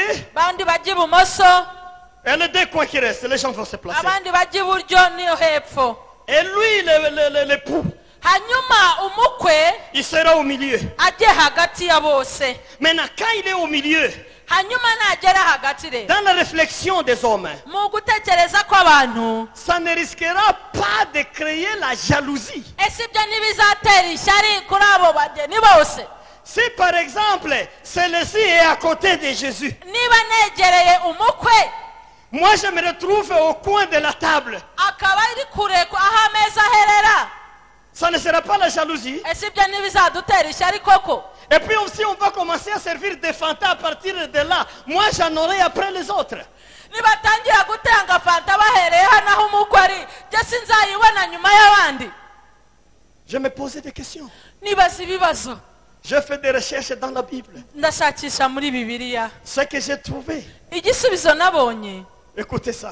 umva, Il sera au milieu, azaba ahagaze hagati, mais chacun, ariko buri muntu, les gens qui sont devant, abari les imbere gens qui sont derrière, abari inyuma les gens qui sont à droite, abari iburyo les gens qui sont à gauche. ndetse n'abari ibumoso. Chacun le verra comme s'il était à côté de lui. Buri wese azamubona nk'aho amwegereye bari kumwe. Chacun sera avec lui comme Buri ça. wese azaba amwegereye. Que tu sois à côté, que tu sois loin, tu seras avec lui, tu le verras aho comme ça. waba uri kure waba uri hafi uzaba umwegereye umufashe mwegeranye. Voilà le mystère. Iryo ni ryo banga rero. Voilà le mystère. Ubwo nibwo bwiru. Voilà le mystère. Ubwo nibwo bwiru. C'est un Dieu personnel. N'Imana y'umuntu ku giti cye. C'est un sauveur personnel. Ni umukiza w'ubugingo bwawe gusa. Ce n'est pas un sauveur d'ensemble. Ntabwo ari umukiza wa rusange. C'est un sauveur personnel. Ni umukiza wawe ku giti C'est ton cyawe. sauveur, toi. Ni umukiza wawe ku giti C'est ton cyawe. sauveur. Ni umukiza wawe. Alléluia. Haleluya. C'est ton époux, toi. Ni umukwe wawe. C'est ton époux. Ni umukwe wawe. Gloire à Dieu. Imana ihabwa icyubahiro. Gloire à Dieu. Imana ihabwa icyubahiro. Un Dieu qui est capable d'arranger chacun parmi ses créatures. Imana ishobora gusubiza kwa buri wese ikamutunganya mu biremwa bye. Il ne pourra pas confondre, non. Ntabwo izigera yitiranya Il sera ibibaho. avec toi, il est avec toi et il demeurera avec toi. Izaba yabanye nawe, iri kumwe nawe, izabana nawe iteka n'iteka. Qu'il soit béni notre Seigneur. Iharwe icyubahiro umwami wacu. Découragez-vous de Dieu d'ensemble. Je répète ça plusieurs fois. Nimuve muri iyo mana y'ikivunge n'akavuyo buri genda bivuga. Mais votre Dieu, Ariko uwo matane n'Imana ton yawe. Dieu, Imana yawe. ton Dieu. Imana yawe. Alléluia. Haleluya. Vous savez comment on sent la fierté quand on sait qu'on a son Dieu. Uzi ukuntu umuntu yumva afite ifiyeri iyo azi ko ari kumwe n'Imana ye. Quand tu sens que tu as ton Dieu. Iyo uzi ko uri kumwe n'Imana yawe rwose. Un Dieu qui est descendu Ya mana yamanutse pour toi. ku bwawe Et il wenyine. devient ton Dieu. Igahinduka Imana yawe.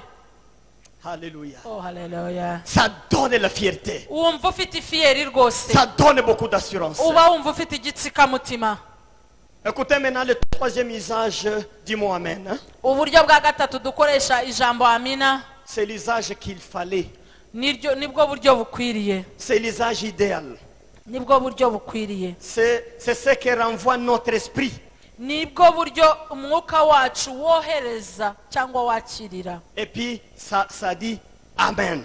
Hanyuma umwuka wacu ukavuga ngo amina. Vous savez, quand vous avez mangé, Urabona iyo wariye vous êtes rassasié.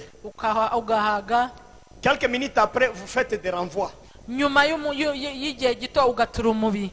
J'explique ça pour comprendre bien. Ibyo ngiye kubisobanura kugira ngo tubyumve neza. Il y a des mots comme ça dans nos langues. Le français dit, il parle de... Quand on commence à faire ceci, ça c'est le hockey. Iyo utangiye gutura imibi, C'est...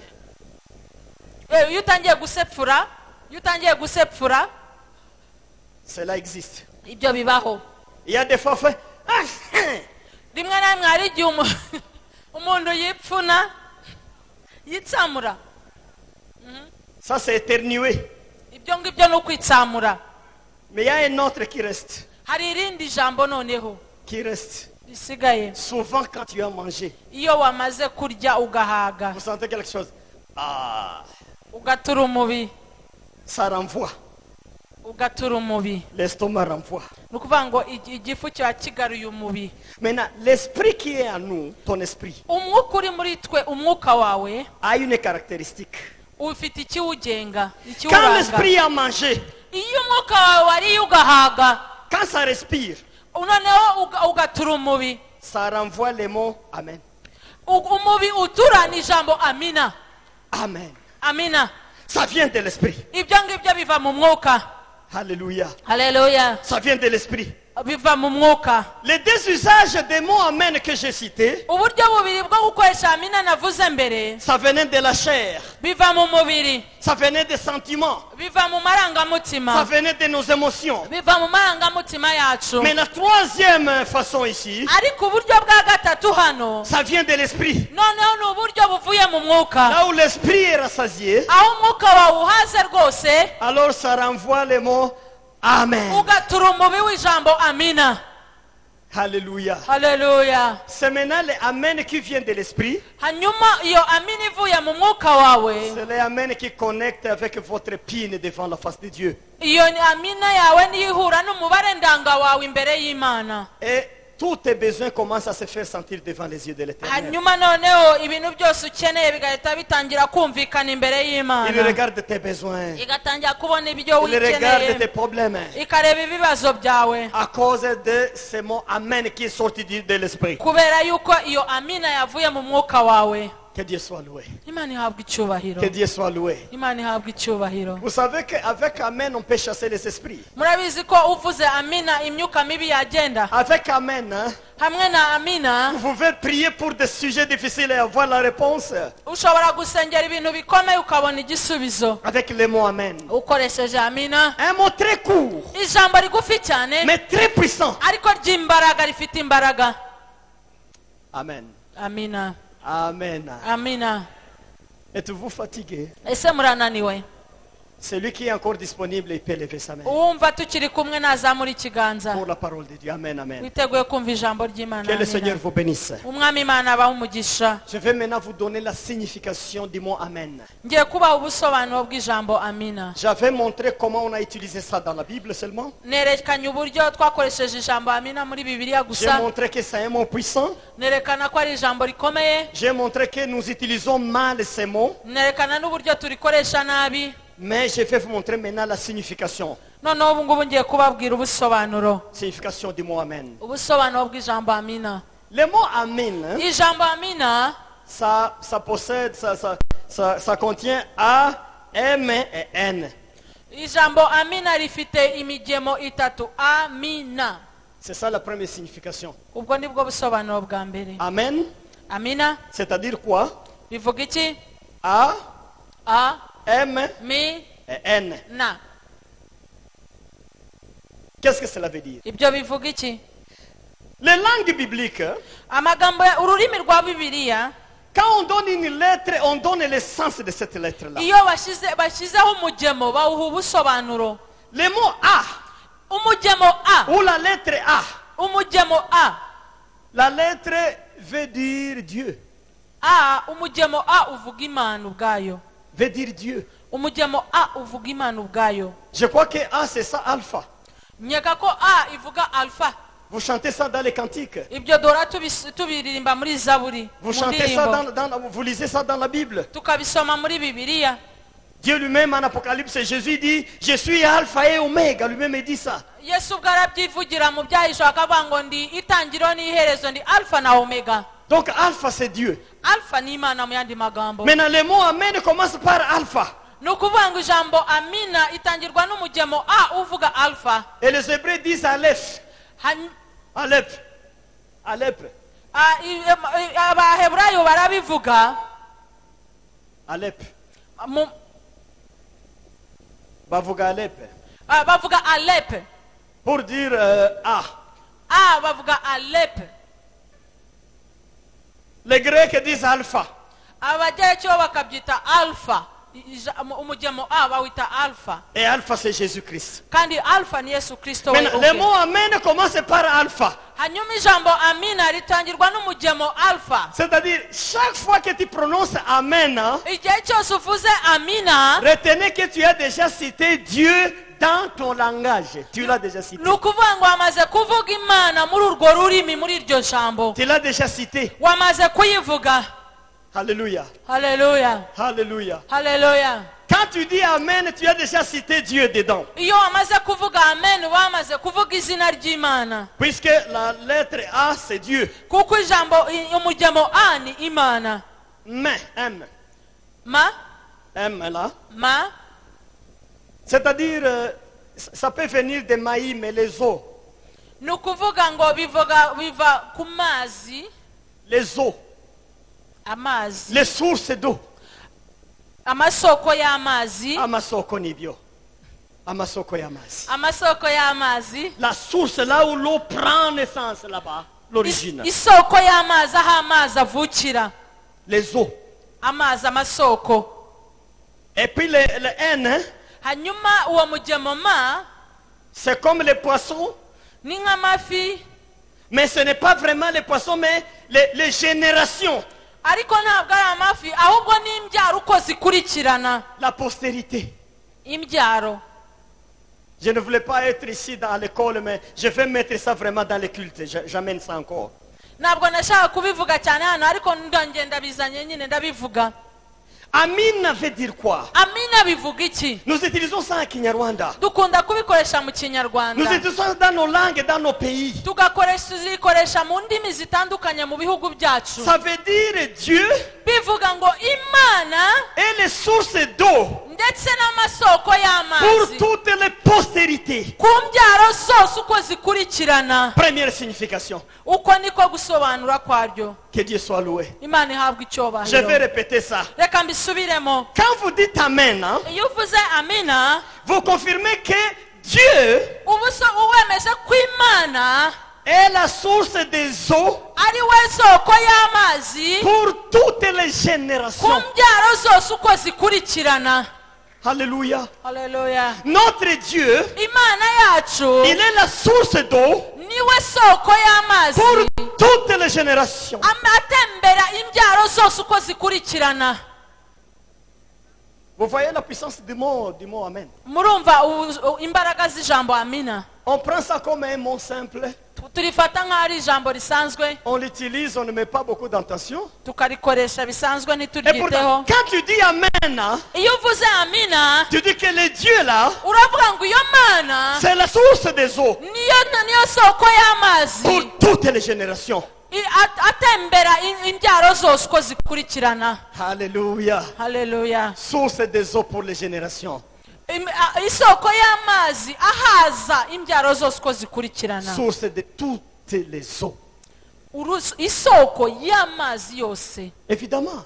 Nibyo. Mais il a servi Abraham dans le temps. Yakoreye Aburahamu mu gihe cya kera. Il a servi Isaac dans le temps. Yahagije Isaka muri Il icyo a servi gihe. Jacob dans le temps. Ndetse haza Yakobo mu gihe cye. Il a été avec les 12 tribus d'Israël. Arangije abana n'imiryango 12 ya Isirayeli irayihaza. C'est bien lui qui est ici encore Uwo aujourd'hui. niwe uriho hano uyu munsi. À Zion et Gatenga ce matin, nous avons le même Dieu de postérité en postérité. Iyo Mana ya kera y'urubyaro ku rundi niyo dufite hano muri Zion Temple. Alléluia. Haleluya. Alléluia. Haleluya. Mais écoutez, Ariko nyumva neza. si je parlais des eaux un peu, Ni mvuze ku mazi, les eaux, amazi. elle est non, un élève qui veut dire les poissons ou les générations. Iyo ivuga imbyaro cyangwa se amafi. Vous savez que les poissons n'ont pas la vie s'ils ne sont pas dans l'eau. Murabizi yuko ifi itabaho itari mu mazi. Il n'y a pas de vie. Ntibishoboka. Qui voit poisson, il voit de l'eau. Ubona ifi abona amazi. C'est comme ça. Niko bimeze sibyo Quand se? vous enlevez, vous déplacez les poissons de l'eau disons, à l'extérieur, les poissons meurent. Uramutse ukuye ifi mu mazi ukarijyana hejuru mu mwuka rihita ripfa. On ne peut pas enlever le poisson dans l'eau pour le faire vivre. Ntabwo ushobora gufata ifi ngo uyivane mu mazi ibeho. Maintenant, les gens aujourd'hui, Ariko abantu uyu munsi ils n'ont pas su que on ne peut pas avoir la vie en dehors de Dieu. ntabwo barasobanukirwa ko udashobora kubaho uri hanze y'Imana. On ne peut pas avoir des bénédictions de postérité en postérité si Dieu n'est pas là. Ntabwo ushobora kubona umugisha urubyaro ku rundi Imana itari kumwe nawe. C'est un Dieu qui est source des eaux pour toutes les générations. Ni Imana ifite imigezi, ifite isoko y'imigezi y'imigisha ku mbyaro uko zikurikirana. C'est-à-dire, quand tu dis Amen à mes frères, mes Nukuvuga sœurs, ngo iyo uvuze ngo amina mwene data mushiki wanjye, tu confirmes encore, wemeje rwose, toi Dieu, ukavuga ngo wowe Mana tu es la source des eaux ni wowe soko y'amazi pour toute ma postérité. ku rubyaro rwanjye n'abazankurikira. Moi-même et ceux qui viendront après moi. Jewe n'abazankurikira. La source d'eau. Isoko y'amazi. Donc c'est toi qui procureras la vie. Ni wowe uzaduha ubuzima. Alléluia. Haleluya. Et pourtant, il y a une façon de construire des maisons, de laisser beaucoup d'argent en banque pour la postérité. On peut faire ça. Iyo ufite amafaranga menshi cyane hari uburyo bwinshi bwo kubaka amazu dushobora kubikora. Et tu laisses ça comme héritage aux enfants. Hanyuma ibyo ukabisigira abana nk'umurage. Mais quand tu dis Amen, hein, ariko iyo uvuze amina tu es en train de mettre l'héritage pour ta postérité. uba utangiye gushyiraho umurage w'urubyaro ruzagukurikira. Tu dis Dieu, ukavuga ngo mana yanjye tu es source d'eau ni wowe soko pour mes enfants, kubw'abana banjye, mes petits-fils kubw'abuzukuru et tous ceux qui viendront après moi. n'abandi bose bazaza nyuma yanjye. C'est toi la source d'eau. ni wowe soko y'amazi yacu n'umugisha. Alléluia. Haleluya. Vous commencez à trouver qu'une prière qui n'a pas d'amen, ce n'est pas une bonne prière. mutangiye gusobanukirwa ko ijambo ridafite amina riba atari isengesho ridafite amina riba atari isengesho ryiza. Êtes-vous convaincu maintenant? ese noneho turabyemeranya? Une prière qui manque amen, isengesho ridafite amina, cette prière ne convient pas. iryo sengesho ntago riba En fait, rikwiriye. c'est amen qui donne le sens à la prière. ni amina itanga ubusobanuro, iha imbaraga rya sengesho ryawe. Amen explique ce que ta bouche ne sait pas expliquer devant Dieu. amina izi gusobanura iby'umutima n'amagambo yawe adashobora gusobanura imbere y'Imana. Donc il faut citer amen plusieurs fois pendant la journée. Il faut citer ça. ugomba kuvuga amen inshuro nyinshi cyane mu munsi ukayivuga, Puisque c'est un serment de la Trinité. kubera yuko iyo ni indahiro y'ubutatu. Serment de la Trinité de Dieu. iyo ni indahiro y'ubutatu bw'Imana. Alléluia. Haleluya. Alléluia. Haleluya. Alléluia. Haleluya. Oh, ça me bénit moi-même. J'enseigne, mais je suis béni par ça. nanjye bimpaye umugisha, ndigisha ariko ndumva mpawe umugisha n'ibi ngibi. Ya, ya, ya, ya.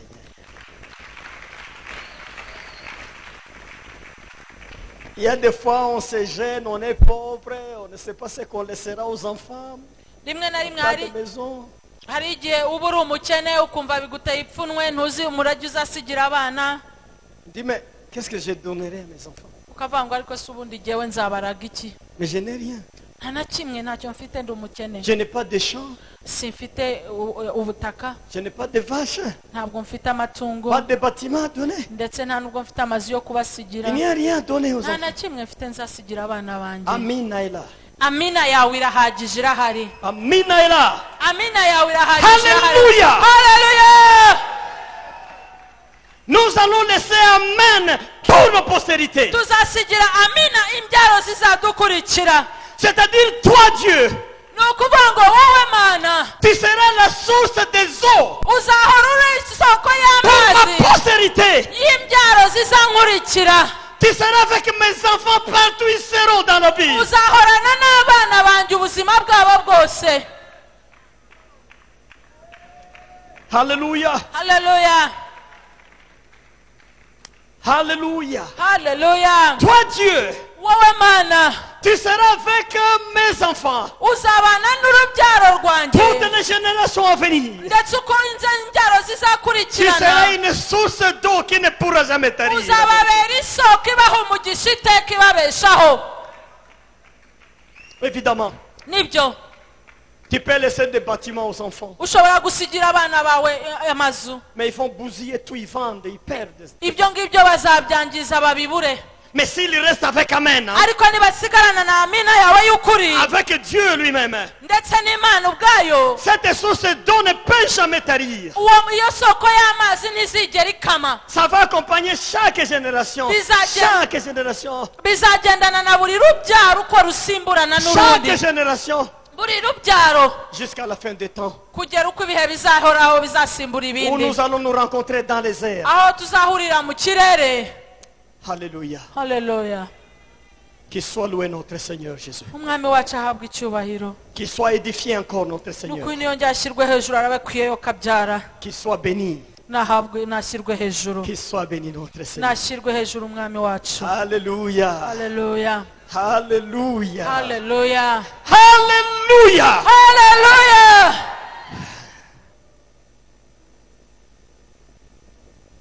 Il y a la deuxième signification. hari ubundi buryo bwa kabiri, busobanuro bwa kabiri. C'est ce que j'appelle le serment d'humilité. nicyo nita indahiro yo guca bugufi. Le serment d'humilité. indahiro yo gucishwa bugufi no guca bugufi. Les A là, Anna A veut dire Dieu. bivuga Imana. Là, j'ai déjà dit ça encore. ibyo nabivuze. Mais le M là, ma umugemo ma dans le premier sens, c'était maïm comme les eaux. mu mu buryo bwa mbere n'amazi, mais en un moment on utilise ça comme question. ariko nanone bisobanura ibibazo, Question. ikibazo. Et puis le N Hanyuma umugemo na comme une préposition de démonstration. nk'akarango kerekana.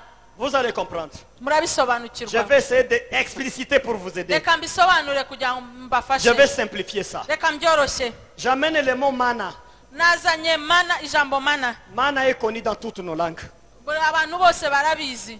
Même au Kenya, on parle de mana. Ndetse muri Kenya bavuga ijambo Au mana. Burundi, on parle de mana. Mana bararivuga ahantu En hose mu anglais, on Burundi. parle de mana. Mu Cyongereza bavuga mana. En français, on parle de mane. Ndetse mu Gifaransa bakavuga manu. En Kinyarwanda, on parle de manu. Ndetse mu Kinyarwanda bakavuga manu. Man, c'est quoi? Manu bivuga iki? Man, c'est quoi? Manu bivuga iki? Les autres disent c'est un repas qui vient du ciel. Bamwe bavuga manu bavuga ngo ni ibiryo bivuye mu ijuru. Le repas que Dieu a fait descendre. Ni ukuvuga ngo ni ifunguro Imana yamanuye. C'est vrai, c'est ça. Si byose nibyo. Mais quand nous rentrons dans les langues, Ariko iyo twinjiye mu busobanuro bw'indimi, man, c'est-à-dire quoi? manu bivuga iki? Il y a deux mots. Ni amagambo abiri. Ma, Umugemo ma c'est-à-dire quoi? bivuga iki? Twavuze ko bivuga iki? Suivez. Mukurikire. J'enseigne d'abord, je vais vous poser des questions après. Ndigisha hanyuma mbabaze nyuma. Quoi? Iki? Quoi ça? Iki ni iki? Quand Israël disait mana, Iyo bavugaga manu, c'est-à-dire quoi ça? baravuga ngo ni iki? Quand Dieu a donné le pain, Iyo Imana ibahaye umugati, ils voyaient le pain descendre. babonaga imigati igwa. Et ils allaient ramasser le pain. Hanyuma bakayiyoragura. Ils disaient mana. Bakavuga ngo ibi ni ibiki? Quoi ça? Ibi ni ibiki? Et puis il dit, Hanyuma bakarya. ah, quoi ça? Ibi ni ibiki? Bakarya. Biraryoshye? Quoi ça? Iki ni igiki? Bakarya. Et on a donné le nom de quoi ça? Hanyuma bakita icyo ni igiki? Mana, c'est-à-dire quoi ça? Manu bivuga icyo ni iki? Quoi ça? Iki ni iki? C'est ce que nous disons en Rwanda, manu. Niyo mpamvu tubyita manu mu Kinyarwanda. Ça c'est quoi? Ni iki? Alléluia. Haleluya. Maintenant, quand nous disons encore Amen, hein, Iyo tuvuze rero amina, Amen, hein, amina, c'est-à-dire Dieu, ni ukuvuga ngo mana, qu'est-ce que je suis moi? ese nge ndi iki? Qui suis-je moi? Nge ndinde mu maso yawe? Mana, c'est quoi ça? Mana ndi iki? Moi, c'est quoi? Nge ndi iki? Et ça, j'appelle les serments d'humilité. Ibyo ngibyo mbyita isezerano ryo gucishwa no guca bugufi. Donc, en répétant le mot Amen, hein, Uri guhora usubiramo ijambo amina, vous faites tout ça sans le savoir. ibyo byose ubikora utabizi. Vous faites tout ça sans le savoir. Ibyo byose ubikora utabisobanukiwe. Vous connaissez que Dieu, il est la source d'eau de génération. Ubuzi yuko Imana ariyo soko y'amazi yuhira ibihe imbyaro zose.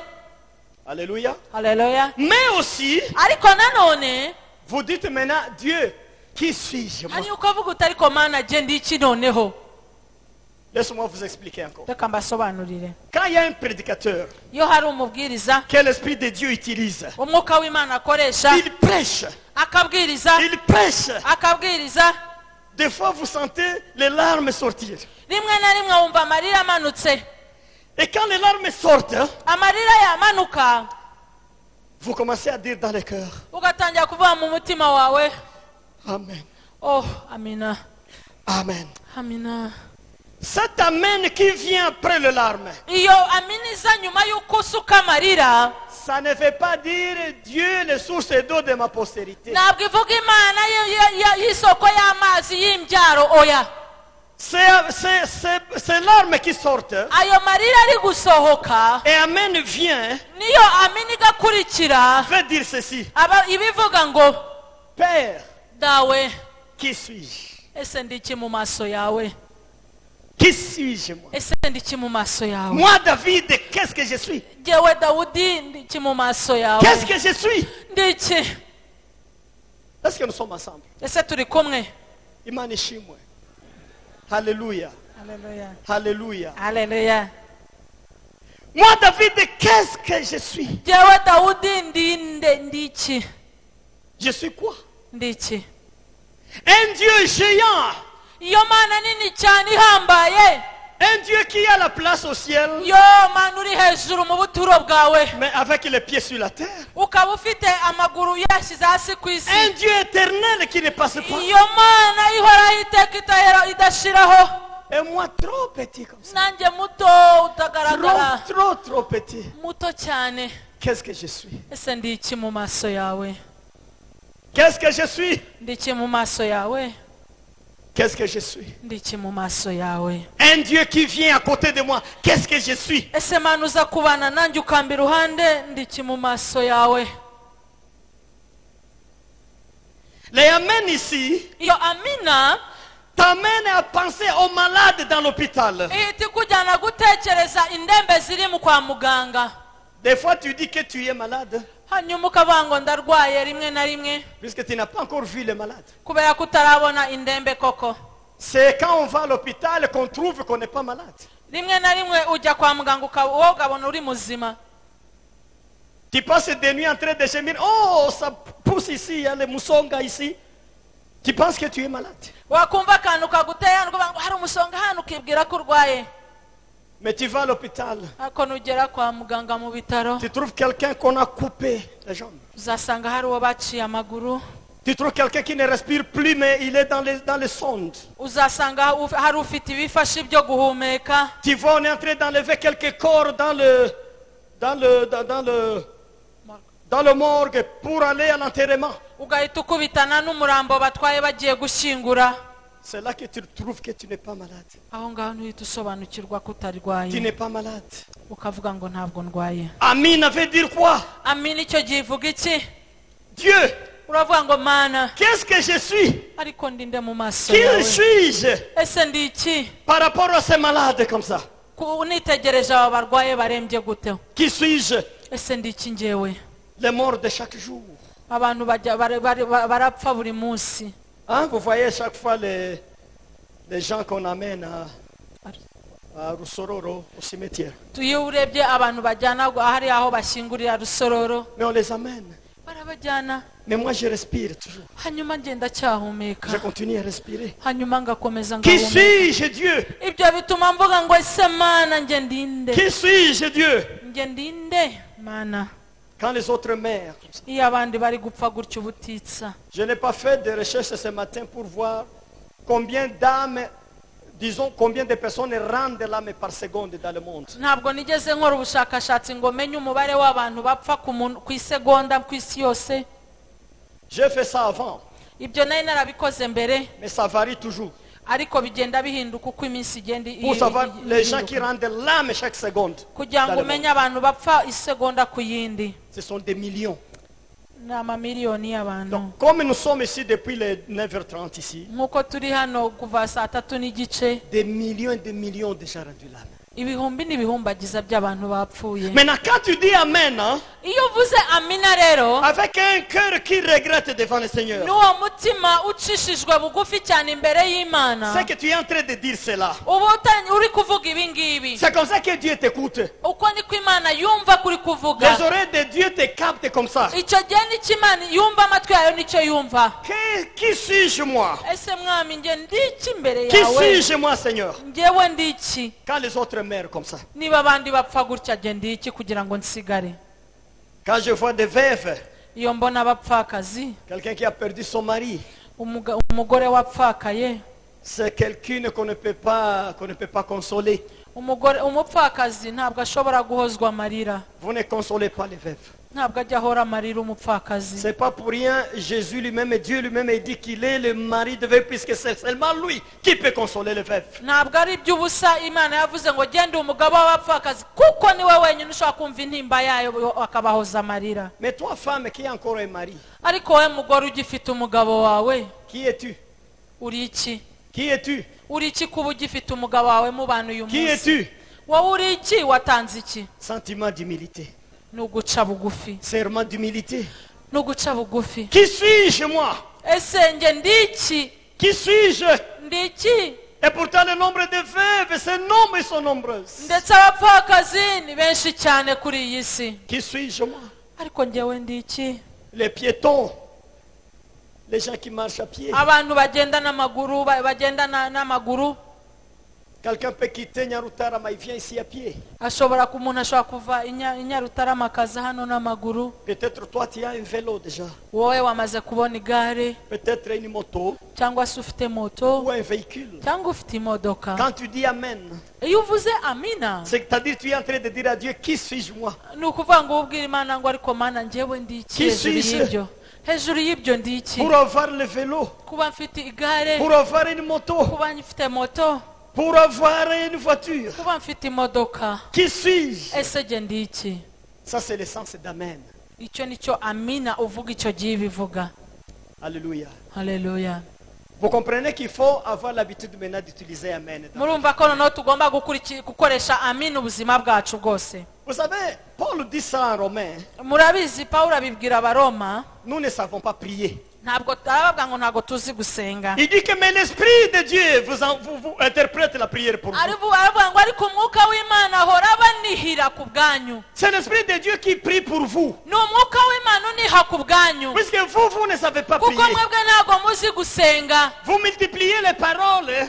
Muhora musubiramo amagambo Des paroles qui n'ont pas de sens devant Dieu. adafite ubusobanuro imbere y'Imana. Et pourtant le mot Amen Ariko ijambo amina peut définir tous vos besoins devant Dieu. rishobora gusobanura ibibazo byawe byose imbere y'Imana n'ubukene bwawe.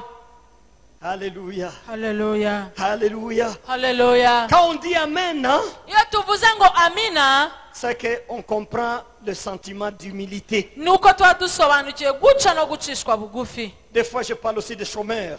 Rimwe na rimwe njya mvuga abadafite akazi. Il y a des gens, il est en chômage 5 ans. Hari umuntu uba umaze mu bushomeri imyaka 5, Et notre 10 ans. ndetse undi akaba amaze 10. Pour celui-là, il n'a plus de foi qu'il peut travailler un jour. Uwo nguwo nta no kwizera na guke na gato gato aba asigaranye gashobora gukora. Mais toi, tu travailles. Ariko wowe ufite akazi urakora. Après ça, tu vas là. Nyuma ya hariya Après là, on ukajya hariya. t'appelle là. Nyuma ya hariya Après là, ukajya tu hariya. travailles. Nyuma ya hariya ukajya hariya. Mais qui es-tu? Mbese wowe uri iki? Watanze Qui iki? es-tu? Watanze iki? Uri iki? Il faut dire Amen. Ugomba kuvuga amina. C'est-à-dire, moi, Wowe avuga ngo njyewe je ne suis rien devant toi, Seigneur. ntacyo ndi imbere y'amaso yawe mwami. Alléluia. Haleluya. Je vois les stériles.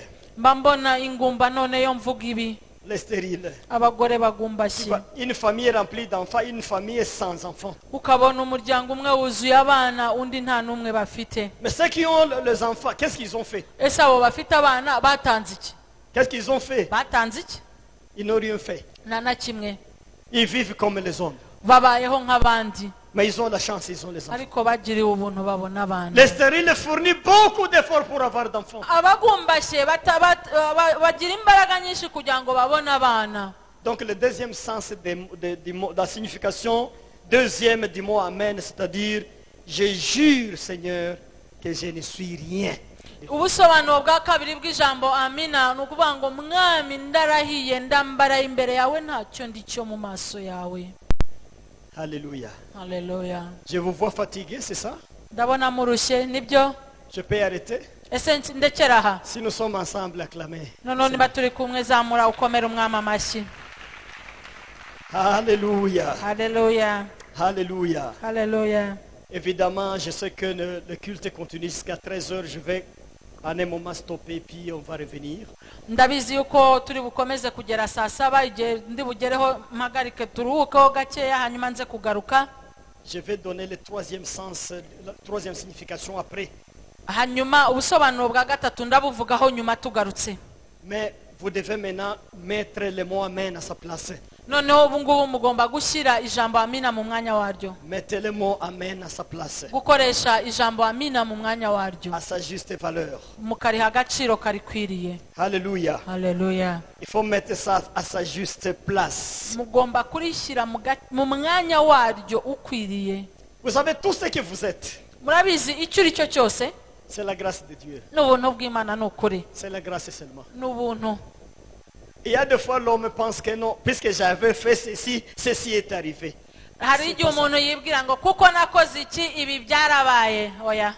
Là, c'est une tromperie. Aho ngaho uba wibeshye cyane. Une tromperie. N'ukwibeshya gukomeye. Il y a des gens qui ont fait plus que ce que tu as fait. Hari abakoze ibirenze ibyo wakoze Mais ils n'ont pas reçu.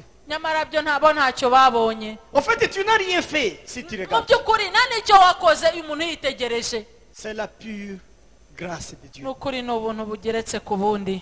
Il faut avoir ce sentiment d'humilité. Ugomba kugira uwo mwuka wo guca bugufi. Tu n'as rien fait de spécial. Kuko nta kintu wakoze gihambaye. Quand j'enseigne, je donne toujours ces exemples. Iyo ndi kwigisha ntanga izi ngero. Je me rappelle à l'école primaire, Nibuka muri primaire, les étudiants, les élèves qui étaient tellement doués, très intelligents dans notre classe. abanyeshuri bari abahanga cyane b'indengakamere mu mashuri yacu. Je sais ceux qui n'ont pas terminé même les secondaires. Nzi ko batigeze bamwe muri bo barangiza na segonderi. Ceux qui étaient brillants au niveau du secondaire, Abari abahanga cyane muri segonderi, j'ai trouvé qu'ils n'ont pas franchi l'université. abenshi ntago bagiye muri universite. Il faut faire ces analyses dans la société. Vous verrez. Uzagerageze kubireba mu miryango dutuyemo. Les étudiants brillants, Abanyeshuri b'abandi b'abahanga les cyane, élèves brillants, abahanga b'indengakamere, arrivés au secondaire, quelque chose bloque, c'est tout, il arrête. iyo bageze muri segonderi hari ikintu kibabuza kujya gukomeza. Mais quand on va à l'université, Mwagera kuri kaminuza, on trouve des gens qui avaient 55%, 60, 63, et ils viennent à l'université. ukabona ba bantu bari bafite amanota ari aho ngaho 55, 56 baje kuri kaminuza. C'est comme ça la vie. Ko niko ubuzima bumeze. Mais si tu as fait l'université, Ariko niba warageze muri kaminuza, tu penses que tu as fourni un effort que d'autres n'ont jamais fourni. wibwira yuko wakoresheje imbaraga abandi batakoresheje. Tout c'est la grâce. Ibyo byose ni ubuntu bw'Imana. Tout c'est la grâce. Ni ubuntu. Tu peux avoir un peu de moyens financiers. Ushobora kuba ufite ubutunzi bukeya, amikoro make, Mais il y a des gens qui se réveillent très tôt avant toi. Ils dorment après toi, mais ils n'ont pas ce que tu as. hari abantu bazinduka mbere bakagutanga kuzinduka bakanaryama nyuma yawe, ariko nta nubwo bakugera ku gatsinsino. Tout est donné par la grâce de Dieu. Ibyo byose ni ubuntu bw'Imana bubitanga. Tout c'est la grâce de Dieu. Ni ubuntu bw'Imana yonyine. Donc, Amen, hein, Amina rero c'est-à-dire Seigneur, ni ukuvuga ngo mwami, je suis convaincu, je ne suis rien, mais tout vient de toi. sobanukiwe neza ko ntacyo ndicyo, ariko byose biva kuri wowe. Alléluia. Haleluya. Avant que nous allons en pause, retenez les deux significations, c'est très important. Mbere ko tujya mu kiruhuko umenye ubusobanuro bubiri n'ubw'ingenzi. Je vais donner une troisième après, Ubusobanuro bwa gatatu ndabutanga nyuma, et c'est la dernière. kandi ni nabwo bwa nyuma. Maintenant, qui c'est que vous êtes en train de dire Dieu, tu es source de postérité. Dieu, qui suis-je moi? Qui va connaître ce que vous êtes en train de dire? Ese ninde uzasobanukirwa ibyo uri kuvuga, uvuga ngo Mana ni wowe Mana y'urubyaro, ni wowe soko y'amazi azuhira urubyaro rwanjye ibihe byose? C'est seulement l'esprit. Ni umwuka. C'est seulement l'esprit. Ni umwuka gusa. Alléluia. Haleluya. Toi, si tu utilises Amen de la bouche, Nukoresha amina ivuye mu kanwa kawe gusa, c'est Amen de la chair.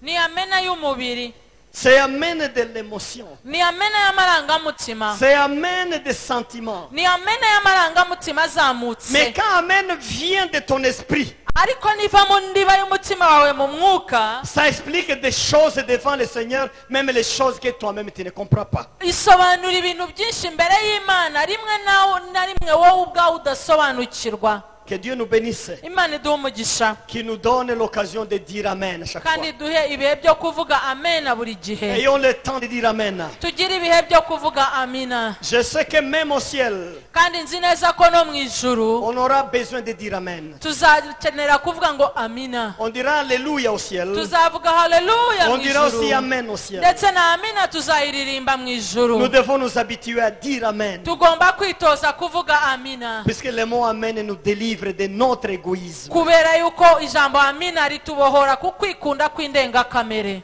Que Amen nous aide. Reka amina idufashe, Que Amen améliore notre foi. reka amina ihindure ubuzima bwacu. Que Dieu soit loué. Imana ihabwe icyubahiro. Amen. Amina. Maintenant, ce que nous allons faire, Icyo tugiye gukora, peut-être c'est habituel ou pas habituel. yenda birasanzwe kuri bamwe, abandi ntibisanzwe. Je vais demander aux gens de dire Alléluia et d'autres répondent Amen, Amen, avec les deux significations que j'ai déjà données. Ngiye kubwira abantu bamwe bavuge haleluya, abandi bavuge amina ifite ubusobanuro bubiri maze kuvuga. Signification là de Dieu, c'est toi qui donnes les eaux dans ma postérité ubusobanuro buvuga ngo mana ni wowe soko y'amazi yuhira ahaza imbyaro zose uko zikurikirana. et la deuxième signification, qu'est-ce que je suis devant toi Seigneur, toi. Ubundi busobanuro buvuga ngo mana ese nge ndi iki mu maso yawe. Ayons le temps de dire beaucoup d'amen ici. Reka tugire igihe cyo kuvuga amina nyinshi cyane hano. Alléluia. Haleluya. Alléluia. Haleluya. Et la foi qui est dans mon cœur, Kandi ukwizera kuri mu mutima wanjye, en citant amen plusieurs fois ici, uko tuzarushaho kuvuga amena nyinshi cyane hano, Dieu va te délivrer. Imana irakubohora. Il va te libérer. Imana irakubohora. Alléluia. Haleluya. Nous allons nous lever Tugiye guhaguruka pour la grâce de Dieu, kubwo buntu bw'Imana pour donner les amens. kugira ngo tuvuge za amina. Alléluia. Haleluya. Alléluia. Alléluia.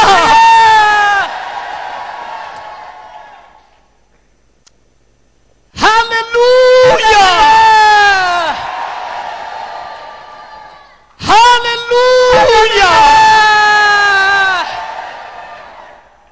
Regarde tes générations à venir. Itegereza urubyaro rugukomokaho ruzagukurikira. Regarde tes enfants. Reba abana bawe, Regarde tes petits-enfants. abuzukuru n'abuzukuruza, Regarde ceux qui viendront après toi. ndetse n'abazagukurikira bazagukomokaho. Et donner les amens pour les. Hanyuma utange za amina ku bwabo. Alléluia. Haleluya.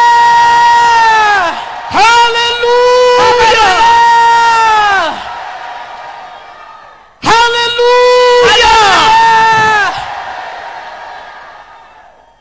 Alléluia. Alléluia.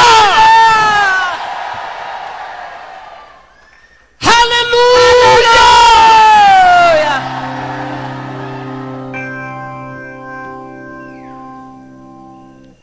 Regarde toutes les bénédictions que le Seigneur t'a déjà données. Reba umugisha wose Imana yamaze kuguha. Regarde toutes les bénédictions qu'il t'a déjà données Reba iyo migisha yose wahawe, par rapport à ceux qui n'ont pas ce que tu as. ndetse ugereranyije n'abadafite ibyo ufite. Nous allons reconnaître ça devant le Seigneur. Ibyo byose tugiye kubibyemera imbere y'Imana. En donnant les amens au ciel. Hanyuma tuvuge amene. Et le ciel va nous écouter. Hanyuma ijuru ridufungukire ritwumve. Alléluia. Haleluya. Alléluia. Haleluya. Alléluia. Haleluya. Alléluia. Alléluia. Alléluia. Alléluia. Acclamons le Seigneur. Reka dukomere umwami maze yakwiriye. Alléluia. Haleluya.